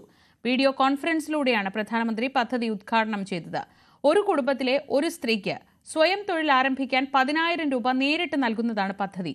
ഇതിനായി 7,500 കോടി രൂപ സർക്കാർ വിലയിരുത്തി. ഇന്ത്യയുമായി വ്യാപാര ചർച്ചകൾ പുരോഗമിക്കുന്നതിനിടെ തീരുവ യുദ്ധം കൂടുതൽ കടുപ്പിച്ച് US പ്രസിഡന്റ് ഡൊണാൾഡ് ട്രംപ്. അമേരിക്കയിലേക്ക് ഇറക്കുമതി ചെയ്യുന്ന ബ്രാൻഡഡ് മരുന്നുകൾക്ക് ഒക്ടോബർ 1-ാം തീയതി മുതൽ 100% വരെ തീരുവ പ്രഖ്യാപിച്ചു. ട്രംപിന്റെ പുതിയ തീരുമാനം ഇന്ത്യയിലെ ഫാർമസ്യൂട്ടിക്കൽ മേഖലയ്ക്കും കനത്ത തിരിച്ചടിയാകും. നിലവിൽ US-ലേക്ക് ഏറ്റവും അധികം മരുന്നുകൾ എത്തിക്കുന്നത് ഇന്ത്യയാണ്. 2025 ആദ്യ പകുതിയിൽ $3.7 ബില്യൺ ഫാർമസ്യൂട്ടിക്കൽ ഉൽപ്പന്നങ്ങളാണ് അമേരിക്കയിലേക്ക് ഇന്ത്യയിൽ നിന്ന് കയറ്റി അയച്ചത്. ഇതിനു പുറമെ കിച്ചൺ ക്യാബിനറ്റുകൾ, ബാത്റൂം വാനിറ്റികൾ എന്നിവയ്ക്ക് 50% തീരുവയും ട്രംപ് പ്രഖ്യാപിച്ചു. അപ്പോൾസ്റ്ററി ഫർണിച്ചറുകൾക്ക് 30%, ഹെവി ട്രക്കുകൾക്ക് 25% തീരുവ ചുമത്തിയിട്ടുണ്ട്. അയ്യപ്പ സംഗമത്തിൽ സംസ്ഥാന സർക്കാരിനെ അനുകൂലിച്ച NSS ജനറൽ സെക്രട്ടറിയുടെ നിലപാടിനെ രൂക്ഷമായി വിമർശിച്ച് എറണാകുളം കണയന്നൂർ NSS കരയോഗം. ജനറൽ സെക്രട്ടറിയുടേത് NSSന്റെ നിലപാടായി അംഗീകരിക്കില്ല എന്നാണ് പ്രതികരണം. ഡാനി പോൾ വിവരങ്ങളുമായി.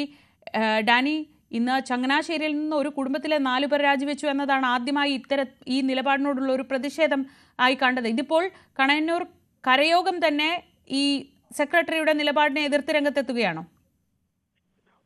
ആ രീതിയിൽ തന്നെയാണ് ഇപ്പോൾ വന്നിരിക്കുന്ന ഒരു വിവരം എന്ന് പറയുന്നത്. കണയന്നൂർ താലൂക്കിലെ 3689 നമ്പർ ശ്രീ ഭൂതനാഥ വിലാസം NSS കരയോഗത്തിന്റെ എക്സിക്യൂട്ടീവ് കമ്മിറ്റിയുടെ ഒരു തീരുമാനമാണ് ഇതായിട്ട് വന്നിരിക്കുന്നത്. അവർ വളരെ വ്യക്തമായിട്ട് ഇത്തരം കാര്യങ്ങൾ പറയുന്നുണ്ട്. കാരണം ഇതിൽ ഈ അയ്യപ്പ സംഗമത്തിൽ സംസ്ഥാന സർക്കാരിനെ അനുകൂലിച്ച ജനറൽ സെക്രട്ടറിയുടെ നിലപാട് അത് അങ്ങേയറ്റം വിമർശനപരമാണ്. ഇതിൽ ജനറൽ സെക്രട്ടറിയുടേത് NSS നിലപാടായി അംഗീകരിക്കില്ല എന്ന് അവർ വ്യക്തമാക്കുകയും ചെയ്യുന്നുണ്ട്. സുകുമാരൻ നായർക്ക് വ്യക്തിപരമായ നിലപാടാകാം, എങ്കിലും എന്തെങ്കിലും ഉറപ്പ് സംസ്ഥാന സർക്കാരിൽ നിന്ന് കിട്ടിയിട്ടുണ്ടെങ്കിൽ അത് രേഖാമൂലം തന്നെ കരയോഗങ്ങളെ അറിയിക്കേണ്ടതുണ്ടെന്ന് ഇവർ ചൂണ്ടിക്കാണിക്കുന്നു. ഈ NSS കരയോഗത്തിൽ ഉൾപ്പെടെയുള്ളവർക്കെതിരെ ശബരിമല പ്രതിഷേധ സമയത്ത് നിരവധിയായ കേസുകളെല്ലാം എടുത്തിരുന്നു. ആ കേസുകൾ നിലനിൽക്കുന്ന ഒരു സാഹചര്യമാണ് ഇപ്പോഴും ഉള്ളത്. ആ സാഹചര്യത്തിൽ സുകുമാരൻ നായരുടെ നിരുത്തരവാദപരമായ ഒരു പ്രസ്താവന അത് അംഗീകരിക്കാൻ കഴിയില്ലെന്ന് കരയോഗം പ്രസിഡന്റ് സുരേന്ദ്രൻ കുന്നപ്പള്ളി, അതോടൊപ്പം തന്നെ ട്രഷറർ ER വിജയകുമാർ എന്നിവർ വ്യക്തമാക്കുകയും ചെയ്യുന്നുണ്ട്. കഴിഞ്ഞ ദിവസവും ഇവർ ഈ വിഷയത്തിൽ വളരെ ശക്തമായ ഒരു നിലപാടെടുത്തുകൊണ്ട് മുന്നോട്ട് വരികയും ചെയ്തിരുന്നു. തങ്ങൾ ഈ നിലപാടുമായിട്ട് മുന്നോട്ട് പോകാൻ കഴിയില്ല എന്നവർ പറയുന്നു. സുകുമാരൻ നായരുടേത് വീണ്ടും വിചാരമില്ലാത്ത ഇടപെടലാണ് എന്നതടക്കമുള്ള കാര്യങ്ങൾ ചൂണ്ടിക്കാണിച്ചുകൊണ്ട് ഇത് അവർ ഒരു പ്രമേയം പാസ്സാക്കുക വരെ ചെയ്തിരുന്നു. ഇന്ന് ആ നിലപാട് ഒന്നുകൂടി കടുപ്പിച്ചിരിക്കുകയാണ്. ശ്രീജ. ശരി, ഡാനി പോളാണ് വിവരങ്ങൾ നൽകിയത്. NSS ജനറൽ സെക്രട്ടറി സുകുമാരൻ നായരുടെ നിലപാട് NSSൻ്റേതായി അംഗീകരിക്കാനാവില്ലെന്ന് പറഞ്ഞാണ് ഇപ്പോൾ കരയോഗങ്ങളുടെ ഭാഗത്തു നിന്നൊക്കെ പ്രതിഷേധം ഉയരുന്നത്. മറ്റു വാർത്തകൾ നോക്കാം. ചേർത്തലയിലെ ഐഷ തിരോധാന കേസിൽ സീരിയൽ കില്ലർ സെബാസ്റ്റ്യനെയും സുഹൃത്ത് റോസമ്മയെയും കേന്ദ്രീകരിച്ച് കൂടുതൽ അന്വേഷണത്തിന് പോലീസ്. ഐഷയ്ക്ക് എന്ത് സംഭവിച്ചു എന്ന് റോസമ്മയ്ക്ക് കൃത്യമായി അറിയാമെന്നാണ് ചേർത്തല പോലീസിന്റെ നിഗമനം. റോസമ്മയുടെ വീട്ടിൽ സെബാസ്റ്റ്യൻ വരുന്ന കാലയളവിൽ ഉണ്ടായിരുന്ന ജൂലി എന്ന സ്ത്രീ എവിടെ പോയി എന്ന അന്വേഷണവും പോലീസ് ആരംഭിച്ചിട്ടുണ്ട്. News 18 follow up. പോലീസ് സ്റ്റേഷനിൽ റോസ്വിജി ഇരിക്കുന്ന സമയത്ത് ഐഷയുടെ ഫോണിൽ നിന്ന് കോൾ വന്നില്ലേ? വന്നോണ്ടിരുന്നു. അന്നേരം ഞാൻ അത് സംബന്ധിച്ച് പോലീസുകാരോട് സംസാരിച്ചില്ലേ? പറഞ്ഞു ഇതേ ഐഷയുടെ കോളാന്ന് പറഞ്ഞ് എടുത്ത് കാണിച്ചു. അവര് നോക്കുകയും ചെയ്തു. അവരെന്നാ ചെയ്തു? ചേർത്തല പോലീസ് സ്റ്റേഷനായിരുന്നു. അതെ അതെ. അവരത് അന്വേഷിച്ചില്ലായിരിക്കും, അല്ലെങ്കിൽ അതിന് മറുപടി കിട്ടുകയല്ലോ. ഐഷയ്ക്ക് എന്ത് സംഭവിച്ചതായിരിക്കും എന്നാണ് റോസ്വിജി കരുതുന്നത്? ജീവനോടെ ഉണ്ടെന്ന് കരുതുന്നുണ്ട്? ഉണ്ടായിരുന്നല്ലേ, എവിടെ ആയാലും വെച്ചെന്നെ വിളിച്ചെന്നെമായിരുന്നു. എങ്ങനെയായാലും ഞാനുമായിട്ട് ബന്ധപ്പെട്ടേനെ. കാണാതായ 2012 മെയ് 13 ഐഷ പോയത് അടുത്തിടെ മൃതദേഹാവശിഷ്ടങ്ങൾ കണ്ടെത്തിയ ചേർത്തല പള്ളിപ്പുറത്തെ സെബാസ്റ്റ്യന്റെ വീട്ടിലേക്കാണെന്നാണ് അന്വേഷണ സംഘത്തിന്റെ നിഗമനം. വാങ്ങാൻ ഉദ്ദേശിച്ച ഭൂമിയുടെ രജിസ്ട്രേഷൻ നടക്കാനിരിക്കെ സെബാസ്റ്റ്യന് നൽകിയ പണം തിരികെ വാങ്ങാനാണ് ഐഷ പള്ളിപ്പുറത്തെ വീട്ടിൽ എത്തിയതെന്ന് സെബാസ്റ്റ്യന്റെ മുൻ പെൺസുഹൃത്തായ റോസമ്മ ന്യൂസ് 18നോട് വെളിപ്പെടുത്തിയിരുന്നു. എന്നാൽ റോസമ്മ സെബാസ്റ്റ്യനെ പറ്റിയുള്ള പല കാര്യങ്ങളും മറച്ചുവെക്കുന്നുണ്ടെന്നാണ് പോലീസിന്റെ നിഗമനം. ആദ്യമായിട്ട് ഞാൻ ഈ സെബാസ്റ്റ്യനെ കാണുന്നത് അയാൾ അവരുടെ വീടിന്റെ അരപ്രൈസ്, ഞാൻ മുമ്പ് പറഞ്ഞില്ലേ, അരപ്രൈസിൽ ഇരിക്കുന്നതാണ്. അപ്പോൾ അവിടെ JCB കൊണ്ടുവന്ന് അവരുടെ പുരയിടത്തിൽ പിന്നെ വേരൊക്കെ തെങ്ങിൻ്റെയും മരത്തിൻ്റെയൊക്കെ വേര് മാന്തിക്കുന്നുണ്ട്. അങ്ങനെ ആരും ചെയ്യാത്ത കാരണം ഇവർ സ്ഥലത്തില്ലാഞ്ഞുകൊണ്ട് ഞാൻ ചോദിച്ച് നോക്കാൻ പോയതാണ് അയൽവാസി എന്ന നിലയിൽ. അന്നേരം അയാൾ ചോദിച്ചു എന്നോട് എന്താ നോക്കുന്നതെന്ന്. ഞാൻ പറഞ്ഞില്ല, ഇത് ആരാ അതൊന്നും എന്താണ് ആരാണെന്ന് അറിയാനാണെന്ന് പറഞ്ഞു. അത് എന്നെ ഏൽപ്പിച്ചിട്ട് പോയതാണെന്ന് പറഞ്ഞു. എന്നിട്ട് എന്നെ അങ്ങോട്ട് വിളിച്ച് വരാം. ഞാൻ പറഞ്ഞു അങ്ങോട്ട് വരേണ്ട കാര്യം എനിക്കില്ല, എനിക്ക് വേറെ ജോലിയുണ്ടെന്ന് പറഞ്ഞു. ഞാൻ ഇനി പോരുകയും ചെയ്തു. അങ്ങനെയാണ് ആ മനുഷ്യനെ ആദ്യമായിട്ട് കാണുന്നത്. ഐഷയും റോസമ്മയും സെബാസ്റ്റ്യനും ഒന്നിച്ചുണ്ടായിരുന്ന കാലയളവിൽ റോസമ്മയ്ക്കൊപ്പം വീട്ടിലുണ്ടായിരുന്ന ആളാണ് ജൂലി. ബന്ധുവെന്നാണ് റോസമ്മ ജൂലിയെ പരിചയപ്പെടുത്തുന്നത്. പിന്നീട് ആ വീട്ടിൽ നിന്ന് അപ്രത്യക്ഷയായ ജൂലിയും മകനും ഇപ്പോൾ എവിടെയെന്ന് ആർക്കും അറിയില്ല. ജൂലിക്ക് റോസമ്മയുടെയും സെബാസ്റ്റ്യന്റെയും ഇടപാടുകളെക്കുറിച്ച് വ്യക്തമായ ധാരണ ഉണ്ടാകാൻ സാധ്യതയുണ്ടെന്നാണ് അന്വേഷണ സംഘം സംശയിക്കുന്നത്. മറ്റാരെങ്കിലും ജൂലിയെ അപായപ്പെടുത്തിയെന്ന സംശയം അയൽവാസിയായ നൌഷാദ് ന്യൂസ് 18ലൂടെ ഉന്നയിച്ചിരുന്നു. റോസമ്മ പറയുന്ന ഒരു 100-90% കാര്യങ്ങളും വാസ്തവവിരുദ്ധമായിട്ടുള്ള കാര്യങ്ങളാണ് റോസമ്മ പറയാറുള്ളത്. റോസമ്മ ആദ്യമേ സെബാസ്റ്റ്യനെ അറിയില്ല എന്ന് പറഞ്ഞു, അത് വരാറില്ല എന്ന് പറഞ്ഞു. ഐഷയാണ് ഈ സെബാസ്റ്റ്യനെ റോസമ്മക്ക് പരിചയപ്പെടുത്തി കൊടുത്തെന്ന് പറഞ്ഞു. ഈ ഐഷാനെ കാണാതായതിനു ശേഷം റോസമ്മ ആദ്യം പറയുന്നത് പോലെ ആദ്യത്തെ 2-3 ദിവസമൊന്നും അന്വേഷണമൊന്നും ഇല്ലായിരുന്നു. ആങ്ങളയുടെ വീട്ടിലാണ് ഐഷ താമസിച്ചുകൊണ്ടിരുന്നത് കുറച്ചു കാലം. ആ ഇടക്കാലം കൊണ്ട് അവരുടെ ഫാമിലിയിൽ ചെറിയ എന്തോ ഒരു പ്രശ്നങ്ങളുണ്ടായിരുന്നു. അതുകൊണ്ട് തന്നെയാണ് ആദ്യമേ ഇവർ റോസമ്മ വന്ന് പറഞ്ഞത് കൊണ്ടിട്ടാണ് ഇവർ അധികം ഗവനിക്കാതിരുന്നത്. നമ്മുടെ അറിവ് ശരിയാണെന്നുണ്ടെങ്കിൽ ഈ ആങ്ങളയുടെ വീട്ടുകാരാണ് ആദ്യം മകനെ വിവരം അറിയിക്കുന്നത്. അതിനുശേഷമാണ് റോസമ്മ അറിയിക്കുന്നതും മകനാണ് സ്റ്റേഷനിൽ പരാതി കൊടുക്കാനായിട്ട് ഐഷാനെ കാണുന്നില്ല എന്നും പറഞ്ഞു പോകുന്നത്. ചേർത്തല സിഐയുടെ നേതൃത്വത്തിൽ 9-അംഗ പ്രത്യേക അന്വേഷണ സംഘമാണ് ഐഷ തിരോധാനം അന്വേഷിക്കുന്നത്. സെബാസ്റ്റ്യനെ കേസിൽ പ്രതി ചേർത്ത് കൊലപാതക കുറ്റം ചുമത്താനുള്ള നീക്കം പോലീസ് ഊർജിതമാക്കി. ബിന്ദു കേസിൽ കസ്റ്റഡിയിലുള്ള സെബാസ്റ്റ്യനിൽ നിന്നും ഐഷ കേസിലെ വിശദാംശങ്ങളും police തേടുന്നുണ്ട്. Saranya Snehajan, news 18, Alappuzha. Kollam Punalur വന്മളയിൽ rubber തോട്ടത്തിൽ കത്തിക്കരിഞ്ഞ നിലയിൽ മൃതദേഹം കണ്ടെത്തിയ സംഭവത്തിൽ ഇരുട്ടിൽ തപ്പി പോലീസ്. കൊല്ലപ്പെട്ടത് സ്ത്രീയോ പുരുഷനോ എന്നതിൽ ഇപ്പോഴും വ്യക്തതയില്ല. ഇടത് കാലിന് സ്വാധീനമില്ലാത്തയാളാണ് കൊല ചെയ്യപ്പെട്ടതെന്ന് പോലീസ് പറയുമ്പോഴും ആളെ കണ്ടെത്താൻ സാധിക്കാത്തതാണ് അന്വേഷണത്തിന് ഏറ്റവും വലിയ വെല്ലുവിളി. റബ്ബർ തോട്ടത്തിൽ കത്തിക്കരിഞ്ഞ നിലയിൽ കണ്ടെത്തിയ മൃതദേഹം ആരുടേതെന്ന് ഇനിയും തിരിച്ചറിയാത്തതാണ് അന്വേഷണ സംഘത്തെ വലയ്ക്കുന്നത്. കാണാതായ ആളുകളെ അടക്കം കേന്ദ്രീകരിച്ചാണ് അന്വേഷണം. ഇതര സംസ്ഥാനത്തു നിന്നുള്ളവരെ കേന്ദ്രീകരിച്ചും അന്വേഷണം നടക്കുന്നുണ്ട്. നിലവിൽ സമീപ സ്റ്റേഷനുകളിൽ പരാതികളൊന്നും ലഭിച്ചിട്ടില്ല. ദീർഘദൂര യാത്രകൾ ശീലമാക്കിയിട്ടുള്ളവരോ മറ്റ് സംസ്ഥാനങ്ങളിൽ നിന്നുള്ളവരോ ആകാനുള്ള സാധ്യതയും പോലീസ് തള്ളിക്കളയുന്നില്ല. അഴുകിയ നിലയിൽ കണ്ടെത്തിയ മൃതദേഹത്തിൽ നെഞ്ചിന്റെ ഭാഗത്ത് ആഴത്തിൽ മുറിവേറ്റിട്ടുണ്ട്. ചങ്ങല ഉപയോഗിച്ച് ബന്ധിച്ച നിലയിലായിരുന്നു മൃതദേഹം. കൊലപാതകത്തിന് ശേഷമാണോ അതോ കൊലപാതകത്തിന് മുൻപാണോ ചങ്ങല ഉപയോഗിച്ച് ബന്ധിച്ചതെന്നും സ്ഥിരീകരിക്കാൻ ആയിട്ടില്ല. തമിഴ്നാട് അടക്കമുള്ള സംസ്ഥാനങ്ങളിലെ പോലീസുമായി ബന്ധപ്പെട്ടതായി പുനലൂർ ഡിവൈഎസ്പി ജിജു TR പറഞ്ഞു. കൊലപാതകത്തിൽ ഒന്നിലേറെ ആളുകൾക്ക് പങ്കുള്ളതായും പോലീസ് സംശയിക്കുന്നുണ്ട്. മൃതദേഹത്തിന് അടുത്ത് കിടന്ന ഒഴിഞ്ഞ കന്നാസിലും കുപ്പിയിലും പെട്രോളിന്റെയും ആസിഡിന്റെയും സാന്നിധ്യം കണ്ടെത്തി. സമീപത്തെ പെട്രോൾ പമ്പുകളിലും അവിടുത്തെ CCTV ദൃശ്യങ്ങളും പോലീസ് പരിശോധിച്ചു വരികയാണ്. പുനലൂർ പൊൻകുന്നം മലയോര ഹൈവേയിൽ നിന്നും 150 അടി ഉയരത്തിൽ സ്ഥിതി ചെയ്യുന്ന അധികം ആളെത്താത്ത മലയിലാണ് കൊലപാതകം നടന്നത്. പരിസരവാസികളിൽ നിന്നടക്കം പോലീസ് വിവരം ശേഖരിക്കുന്നുണ്ട്. പാരിപ്പള്ളി മെഡിക്കൽ കോളേജ് മോർച്ചറിയിൽ സൂക്ഷിച്ചിരിക്കുന്ന മൃതദേഹത്തിൽ നിന്ന് DNA പരിശോധനയ്ക്കുള്ള സാമ്പിളുകളും ശേഖരിച്ചിട്ടുണ്ട്. ന്യൂസ് 18 പുനലൂർ. സ്വർണ്ണക്കടത്ത് കേസിൽ ഇഡിക്കെതിരായ നീക്കത്തിൽ സംസ്ഥാന സർക്കാരിന് തിരിച്ചടി. ഇഡിക്കെതിരെ അന്വേഷണത്തിന് ജുഡീഷ്യൽ കമ്മീഷനെ നിയോഗിക്കാനാവില്ലെന്ന് വ്യക്തമാക്കിയ ഹൈക്കോടതി ഡിവിഷൻ ബെഞ്ച് സർക്കാർ നടപടി സ്റ്റേ ചെയ്ത സിംഗിൾ ബെഞ്ച് ഉത്തരവ് ശരിവച്ചു. സ്വർണ്ണക്കടത്ത് കേസിലെ വെളിപ്പെടുത്തലിന്റെ പശ്ചാത്തലത്തിലായിരുന്നു ജുഡീഷ്യൽ അന്വേഷണം. സ്വർണ്ണക്കടത്ത് കേസുമായി ബന്ധപ്പെട്ടുകൊണ്ട് കേന്ദ്ര ഏജൻസികൾ മുഖ്യമന്ത്രിക്കും അതുപോലെ മറ്റുള്ള പലർക്കുമായി അന്വേഷണത്തിന് വേണ്ടി മൊഴി നൽകാനെല്ലാം തന്നെ സമ്മർദ്ദം ചെലുത്തുന്നു എന്നൊരു വെളിപ്പെടുത്തൽ സ്വപ്ന സുരേഷിന്റെ ഭാഗമായ ഒരു ശബ്ദ സന്ദേശമായി വന്നിരുന്നു. ഇതുമായി ബന്ധപ്പെട്ടുകൊണ്ട് അന്വേഷണം നടത്താൻ കേന്ദ്ര ഏജൻസികൾക്കെതിരെ ED അടക്കമുള്ള ഏജൻസികൾക്കെതിരെ തന്നെ അന്വേഷണം നടത്താനാണ് ജസ്റ്റിസ് VK മോഹൻ അധ്യക്ഷനായുള്ള ഒരു സമിതിയെ നിയോഗിച്ചത്, ഒരു കമ്മീഷനെ നിയോഗിക്കുക സർക്കാർ ചെയ്തത്. എന്നാൽ ഇതിൻ്റെ സാങ്കത്യം ചോദ്യം ചെയ്തുകൊണ്ട് ED ആണ് കോടതിയിലേക്ക് എത്തിയത്. കാരണം ഒരു കേന്ദ്ര ഏജൻസികൾക്കെതിരെ ഈ രീതിയിലുള്ളൊരു അന്വേഷണം നടത്തുക, പ്രത്യേകിച്ച് അവർ അന്വേഷണം നടത്തുന്ന ഒരു വിഷയമാണ് സ്വർണ്ണക്കള്ളക്കടത്ത് കേസ്. അപ്പോൾ അവർക്കെതിരെ തന്നെ ഒരു അന്വേഷണത്തിന് വേണ്ടി ഒരു കമ്മീഷനെ നിയോഗിക്കുക, അതിൻ്റെ ഒരു സാങ്കത്യം ചോദ്യം ചെയ്തുകൊണ്ട് തന്നെയായിരുന്നു ED ഹൈക്കോടതിയിലേക്ക് എത്തുന്നത്. EDക്ക് അനുകൂലമായിരുന്നു സിംഗിൾ ബെഞ്ചിൻ്റെ വിധി. അങ്ങനെ ഒരു അന്വേഷണം നടത്താൻ സാധിക്കുന്ന കാര്യമല്ല. ഒരു കേന്ദ്ര ഏജൻസി ഒരു അന്വേഷണം നടത്തുമ്പോൾ അവർക്കെതിരെ മറ്റ് ഒരു വെളിപ്പെടുത്തലിൻ്റെതെന്ന് പറയപ്പെടുന്ന ഒരു സാഹചര്യത്തിൽ ഒരു അന്വേഷണം ഏജൻസികൾ ഒരു കമ്മീഷൻ നിയോഗിക്കുക എന്നത് ആ രീതിയിലുള്ളൊരു നടപടികൾ അംഗീകരിക്കാനാവില്ല എന്നതടക്കമുള്ള കാര്യങ്ങൾ ചൂണ്ടിക്കാണിച്ച് ED സമീപിച്ചത്. അത് സിംഗിൾ ബെഞ്ച് ശരിവെക്കുകയായിരുന്നു. ആ കമ്മീഷൻ്റെ പ്രവർത്തനങ്ങൾ സ്റ്റേ ചെയ്യുകയായിരുന്നു. ഇത് ചോദ്യം ചെയ്തുകൊണ്ടാണ് സംസ്ഥാന സർക്കാർ വീണ്ടും ഡിവിഷൻ ബെഞ്ചിനെ സമീപിക്കുകയും ചെയ്തത്. ഡിവിഷൻ ബെഞ്ച് ആ സ്റ്റേ നിലനിർത്തുകയാണ് ഇപ്പോൾ ഉണ്ടായിരിക്കുന്നത്. സിംഗിൾ ബെഞ്ചിൻ്റെ നടപടികൾ ശരിവെച്ചിരിക്കുന്നു. അതായത് സ്റ്റേ നിലനിർത്തിയിരിക്കുകയാണ്. കമ്മീഷൻ്റെ പ്രവർത്തനം തടഞ്ഞുകൊണ്ടുള്ളതായിരുന്നു ആ സ്റ്റേ, അത് നിലനിർത്തുകയും ചെയ്യുന്നു. ED ഉന്നയിച്ച വാദങ്ങൾ, പ്രത്യേകിച്ച് ഈ സ്വർണ്ണക്കടത്ത് കേസിൽ മുഖ്യമന്ത്രിക്കും മറ്റും എതിരെ മൊഴി നൽകാൻ കേന്ദ്ര ഏജൻസികൾ നിർബന്ധിക്കുന്നു എന്ന സ്വപ്ന സുരേഷിൻ്റെ ശബ്ദ സന്ദേശം, അത് പുറത്തു കൊണ്ടുവരുന്നത് ആസൂത്രിതമായ കേന്ദ്ര ഏജൻസികളുടെ ഗൂഢാലോചനയാണ് എന്നതായിരുന്നു സർക്കാർ വാദമായി ഉന്നയിക്കുകയും അത് അന്വേഷിക്കാനായിട്ട് കമ്മീഷൻ നിയോഗിക്കുകയും ചെയ്തത്. എന്നാൽ ED അത് ചോദ്യം ചെയ്തു. ഇത് അന്വേഷണത്തെ അട്ടിമറിക്കാൻ ബോധപൂർവമായി നടത്തുന്ന ശ്രമങ്ങളുടെ ഭാഗമാണ് ഇത്തരമൊരു കമ്മീഷൻ നിയമനം. അത് ഈ രീതിയിൽ അത് ശരിവെച്ചുകൊണ്ട് മുന്നോട്ട് പോകാൻ കഴിയില്ല, അന്വേഷണത്തെ തടസ്സപ്പെടുത്തുന്നതാണ് എന്ന EDയുടെ വാദം സിംഗിൾ ബെഞ്ച് ശരിവെച്ചു. അത് ഈ അന്വേഷണ കമ്മീഷന്റെ പ്രവർത്തനം സ്റ്റേ ചെയ്തു. അതിപ്പോൾ ഡിവിഷൻ ബെഞ്ചും സ്റ്റേ ചെയ്തിരിക്കുകയാണ്. സർക്കാരിന് ഈ കാര്യത്തിലുള്ള ഒരു തിരിച്ചടി തന്നെയാണ് ഹൈക്കോടതിയിൽ നിന്ന് ഉണ്ടായിരിക്കുന്നത്. ഡാനി പോളാണ് വിവരങ്ങൾ നൽകിയത് കൊച്ചിയിൽ നിന്ന്. ലഹരിക്കെതിരായ ന്യൂസ് 18 ക്യാമ്പയിൻ AD 2025 പ്രൗഢോജ്വല സമാപനം. തിരുവനന്തപുരം മാർ ഇവാനിയോസ് കൺവെൻഷൻ സെന്ററിൽ നടന്ന പരിപാടി വിദ്യാഭ്യാസ മന്ത്രി വി ശിവൻകുട്ടി ഉദ്ഘാടനം ചെയ്തു.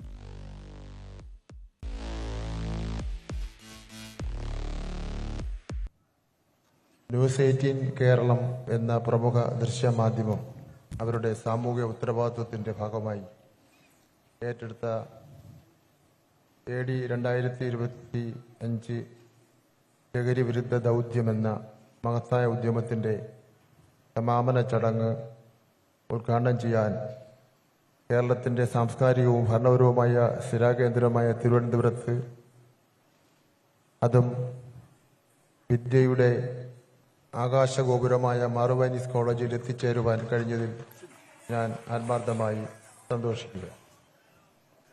ആദ്യമായി കാലഘട്ടം ആവശ്യപ്പെടുന്ന ഏറ്റവും വലിയ ഈ ഒരു ദൗത്യം ഏറ്റെടുത്ത് വിജയകരമായി പൂർത്തിയാക്കുന്ന ന്യൂസ് 18 കേരളത്തിന്റെ മുഴുവൻ ടീമിനെയും ഞാൻ ഹൃദയപൂർവ്വം അഭിനന്ദിക്കുന്നു. വാർത്തകൾ റിപ്പോർട്ട് ചെയ്യുക എന്നതിലുപരി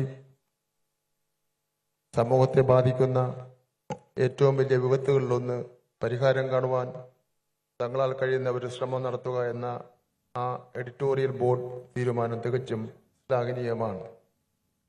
ചടങ്ങിൽ സംസാരിച്ച മേയർ ആര്യ രാജേന്ദ്രനും MLA VK പ്രശാന്തും ന്യൂസ് 18 ദൗത്യത്തെ അഭിനന്ദിച്ചു. നമ്മുടെ യുവതലമുറ ശരിയായ ബോധ്യം ഈ വിഷയത്തിൽ ഉൾക്കൊണ്ട് സമൂഹത്തിൽ മാതൃകയായി മാറാൻ സ്വയം പ്രഖ്യാപിത സന്നദ്ധ പ്രവർത്തനം നടത്താൻ നമ്മൾ ആരും ലഹരി ഉപയോഗിക്കുന്നില്ല എന്ന് പറയുന്നതിനോടൊപ്പം നമ്മുടെ ചുറ്റുപാടുമുള്ള നമ്മുടെ സുഹൃത്തുക്കൾ, സഹോദരങ്ങൾ, നാട്ടുകാർ ഇവരാരും അതിൻ്റെ വിപത്തിൽ പോയി പെടുന്നില്ല എന്ന് ഉറപ്പുവരുത്താൻ കൂടി നമുക്ക് ബാധ്യതയുണ്ട്. അതിനുകൂടി ബാധ്യസ്ഥരായവരാണ് നമ്മൾ എന്ന് നമുക്ക് മനസ്സിലാക്കാൻ കഴിയണം.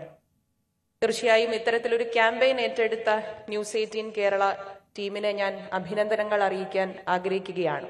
ന്യൂസ് 18ന്റെ ഈ ഒരു പ്രയത്നം ഏറെ അർത്ഥപൂർണമായിട്ടുള്ള ഒരു കാര്യമായി മാറുന്നു. അതിന് തയ്യാറായിട്ടുള്ള ന്യൂസ് 18 ചാനലിനെ ഞാൻ ഈ അവസരത്തിൽ അഭിനന്ദിച്ചുകൊണ്ട് ഈ പരിപാടിയിൽ പങ്കെടുക്കാനായതിന്റെ സന്തോഷം കൂടി പങ്കുവെച്ചുകൊണ്ട് വാക്കുകൾ ചുരുക്കുന്നു. നന്ദി, നമസ്കാരം.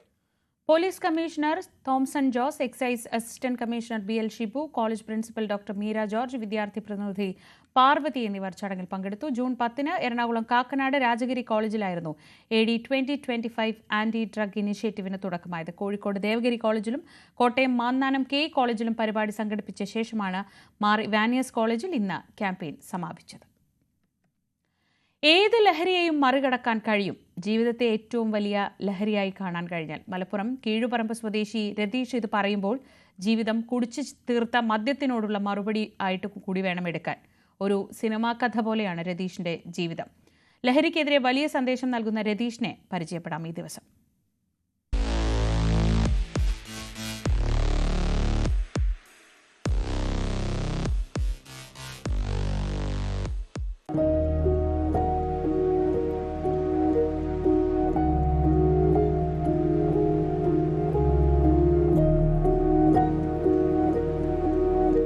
മദ്യപാനം എന്ന് പറഞ്ഞാൽ ഒരു 3-4 കാറ്റഗറിയിലുള്ള മദ്യപരുണ്ട്. അതിൽ ഏറ്റവും അവസാനത്തെ ഒരു ഘട്ടത്തിലുള്ള ഒരു മദ്യപാനിയായിരുന്നു ഞാൻ. മദ്യം ഞാൻ കഴിക്കില്ല, മദ്യം എന്നെ കഴിക്കുന്ന ഒരു അവസ്ഥയിലായിരുന്നു ഞാൻ ഉണ്ടായിരുന്നത്. മദ്യം രതീഷിന്റെ ജീവിതത്തിൽ നിന്ന് കവർന്നത് ഏറെയുണ്ട്. 24-ാം വയസ്സിൽ ഉള്ളം കൈയിൽ കിട്ടിയ പോലീസ് ജോലി, സുഖമായി ജീവിക്കാനുള്ള ശമ്പളം കിട്ടിയിരുന്ന ഖത്തറിലെ ജോലി, ചെറുതെങ്കിലും ജീവിക്കാൻ കഴിയുമായിരുന്ന നാട്ടിലെ ബിസിനസ്. ജീവിതത്തിൽ അതുകൊണ്ട് നഷ്ടങ്ങൾ മാത്രമുള്ളൂ എനിക്ക്. കാരണം ഇപ്പോൾ എനിക്ക് 39 വയസ്സായി. ഇതിനിടയ്ക്ക് ഞാൻ പറഞ്ഞു 24 വയസ്സിനിടയ്ക്ക് ഒരു ജീവിതത്തിൽ എവിടെയോ നല്ല രീതിയിൽ എത്തിപ്പെടേണ്ട ഒരു വ്യക്തിയായിരുന്നു ഞാൻ. MSP പിന്നെ ഒരു ജോലി എനിക്ക് കിട്ടി മീൻസ് അങ്ങനെയല്ല. ഞാൻ BSc പാസ്സായി. പിന്നെ ഫിസിക്കൽ കഴിഞ്ഞ് എൻ്റെ SLC ബുക്കിൽ PSCയുടെ ഇതിൽ ചെറിയ ഡേറ്റ് ഓഫ് ബർത്ത് ചെറിയ എനിക്ക് ശരിക്കും 6/8/86 ഞാൻ. അപ്പോൾ അതിൽ 8/6/86 അപ്പോൾ സാറ് പറഞ്ഞു ഇത് അവിടെ പോയി തിരുത്തി വന്നാൽ മതി എന്ന് പറഞ്ഞ് ഞാൻ അങ്ങോട്ട് അവിടെ നിന്ന് ഇറങ്ങി. തിരുത്താൻ പോയ ഞാൻ പിന്നെ അടിക്കാൻ തിരിഞ്ഞ് ഇത് തിരുത്താൻ പോവാണ്ട് അതിലേക്ക് പോയി എന്നുള്ള. അതിന് ശേഷം പിന്നെ ഞാൻ ഗൾഫിൽ പോയി. വലിയൊരു ശമ്പളത്തിലല്ലെങ്കിലും ഒരു ബുദ്ധിമുട്ടില്ലാത്തൊരു ജോലിയിൽ നല്ല രീതിയിൽ വർക്ക് ചെയ്തിട്ടുണ്ട്.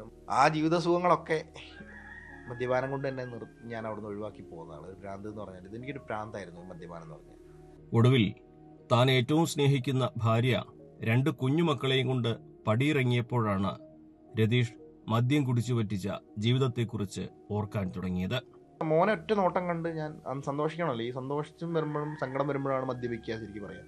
നമ്മൾ ഓരോ കാരണങ്ങൾ കണ്ടെത്തും മദ്യപിക്കാനുള്ള. അപ്പം അന്ന് ഞാൻ ഇതുപോലെ മോനെ കണ്ടു, ജസ്റ്റ് ബാറിലേക്കാണ് അന്ന് ഈ കൊറോണ സസ്യമായത്. ബാറിലേക്ക് പോയിട്ട് ബാറിൽ നിന്ന് കഴിക്കാൻ പറ്റില്ല, സാധനം കിട്ടും. 2 or 3 ഫുള്ളോ ഞാൻ മേടിച്ചിട്ട് അതെൻ്റെ അവസാനത്തെ വാങ്ങലതായിരുന്നു. മകനും മദ്യത്തെ ഉപേക്ഷിച്ച രതീഷിന്റെ പുതിയ ജീവിതത്തിനും ഒരേ പ്രായമാണ്. ജീവിതത്തിൽ എന്നെല്ലാം നഷ്ടപ്പെട്ടു, പിന്നെ വൈഫ് പോലും എനിക്ക് നഷ്ടപ്പെട്ടു പോകുമെന്ന് തോന്നിയപ്പോഴാണ് ഞാൻ ഇങ്ങനെ ജീവിക്കേണ്ട ആളല്ലല്ലോ എന്നൊരു തോന്നൽ, തിരിച്ചറിവ്, ഒരു തോന്നലുണ്ടായതുകൊണ്ട് എന്താ പറയുക, ഞാനങ്ങനെ എന്തെങ്കിലും എനിക്ക് മാറ്റം വേണമെന്ന് എനിക്ക് തന്നെ ഇങ്ങനെ തോന്നി. ഒരു സുഹൃത്ത് വഴി, എൻ്റെ രമേശ് എന്ന് പറയുന്ന എൻ്റെ റിലേറ്റീവാണ്, സുഹൃത്താണ്. മൂപ്പരാണ് എന്നെ നമ്മുടെ ഫിലിപ്പ് മമ്പാട് സാറെടുത്ത് ഞങ്ങളൊന്ന് ഇതുപോലെ ഒരു കുറച്ച് സംസാരിച്ചു. അപ്പോൾ ഇങ്ങനെ നിർത്തണം എന്നുള്ള രീതിയിൽ പുള്ളി എന്നോട് സംസാരിച്ചപ്പോഴും അപ്പോൾ എന്താ പറയുക, എനിക്ക് നിർത്തണം എന്ന് ആഗ്രഹം ഉണ്ടായിരുന്നു. ഇന്നിപ്പോൾ പരസ്യ ബോർഡുകളുടെ നിർമ്മാണ മേഖലയിലാണ് രതീഷ്. വലിയ ഒട്ടേറെ സ്ഥാപനങ്ങളുമായി ബന്ധം. രാവും പകലും വിശ്രമമില്ലാതെ ഓടി നടന്ന് ജോലി ചെയ്യുകയാണ് ഇപ്പോഴീ 39-കാരൻ. ഒപ്പം പിന്തുണയുമായി ഭാര്യയും മക്കളും അമ്മയും അച്ഛനും എല്ലാവരുമുണ്ട്. സ്വന്തമായിട്ട് പിന്നെ ഫ്ലാറ്റിൽ താമസിക്കുന്ന അവൻ്റെ ജോലി കാര്യങ്ങൾ ഇപ്പോൾ അവൻ്റെ ലഹരി അവൻ പറഞ്ഞ പോലെ തന്നെ അവൻ്റെ ജോലിയാണ്. പിന്നെ മോളെപ്പോൾ ഒരാളെടുത്ത് അല്ല 2 ആളെടുത്ത് ഡാൻസിന് ഇവിടെ ഉണ്ട്. പിന്നെ അരങ്ങേറ്റം കഴിഞ്ഞു. ഇതൊക്കെ ഇങ്ങനെ ഒരു പിന്നെ മദ്യപാനത്തിലൂടെ ആണെങ്കിൽ ഇങ്ങനെയൊന്നും വരില്ലായിരുന്നു. അപ്പം അരങ്ങേറ്റത്തിനൊക്കെ ഗുരുവായൂർ പോയി അരങ്ങേറ്റം കഴിഞ്ഞു. ഇതൊക്കെ ഈ മദ്യപാനം നിർത്തിയോണ്ടാണ് ഞങ്ങൾക്ക് പറ്റിയത്. ആ കാര്യത്തിലൊക്കെ ഞാൻ വളരെ സന്തോഷമാണ്. മദ്യം കുടിച്ചു വറ്റിച്ച ജീവിതം തിരിച്ചുപിടിച്ചത് ഇച്ഛാശക്തി ഒന്നുകൊണ്ടാണ്. പിന്നെ കൃത്യസമയത്ത് ദൈവദൂതനെ പോലെ ഇടപെട്ട ഫിലിപ്പ് മമ്പാടിനെ പോലെയുള്ളവരുടെ കൈത്താങ്ങും. വേണമെന്ന് വിചാരിച്ചാൽ ഉപേക്ഷിക്കാൻ കഴിയാത്തതല്ല ഒരു ലഹരിയും. പക്ഷേ അപ്പോൾ ലഹരി ജീവിതമാകണമെന്ന് മാത്രം. രതീഷ് പറഞ്ഞു നിർത്തുമ്പോൾ അത് നൽകുന്ന സന്ദേശം വാക്കുകൾക്കതീതമാണ്, ജീവിതത്തോളം ആഴമേറിയതും. അഖിലോട്ടുപാറയ്ക്കൊപ്പം CB അനുമോദ്, ന്യൂസ് 18.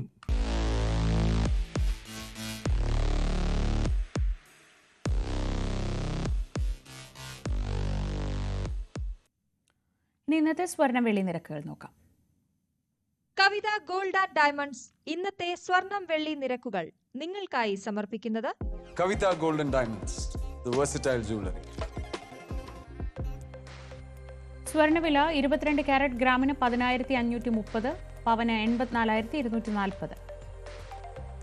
18 കാരറ്റ് ഗ്രാമിന് 8,725, പവൻ 69,800. വെള്ളി ഗ്രാമിന് 148, കിലോഗ്രാമിന് 1,48,000 രൂപ. കവിത ഗോൾഡ് ആൻഡ് ഡയമണ്ട്സ് ഇന്നത്തെ സ്വർണം വെള്ളി നിരക്കുകൾ നിങ്ങൾക്കായി സമർപ്പിച്ചത് Kavitha gold and diamonds, the versatile jewellery. പകൽ വാർത്ത പൂർണ്ണമാവുന്നു. ഇനി ഇടവേളയ്ക്ക് ശേഷം സ്പോട്ട് ലൈവ് കാണാം.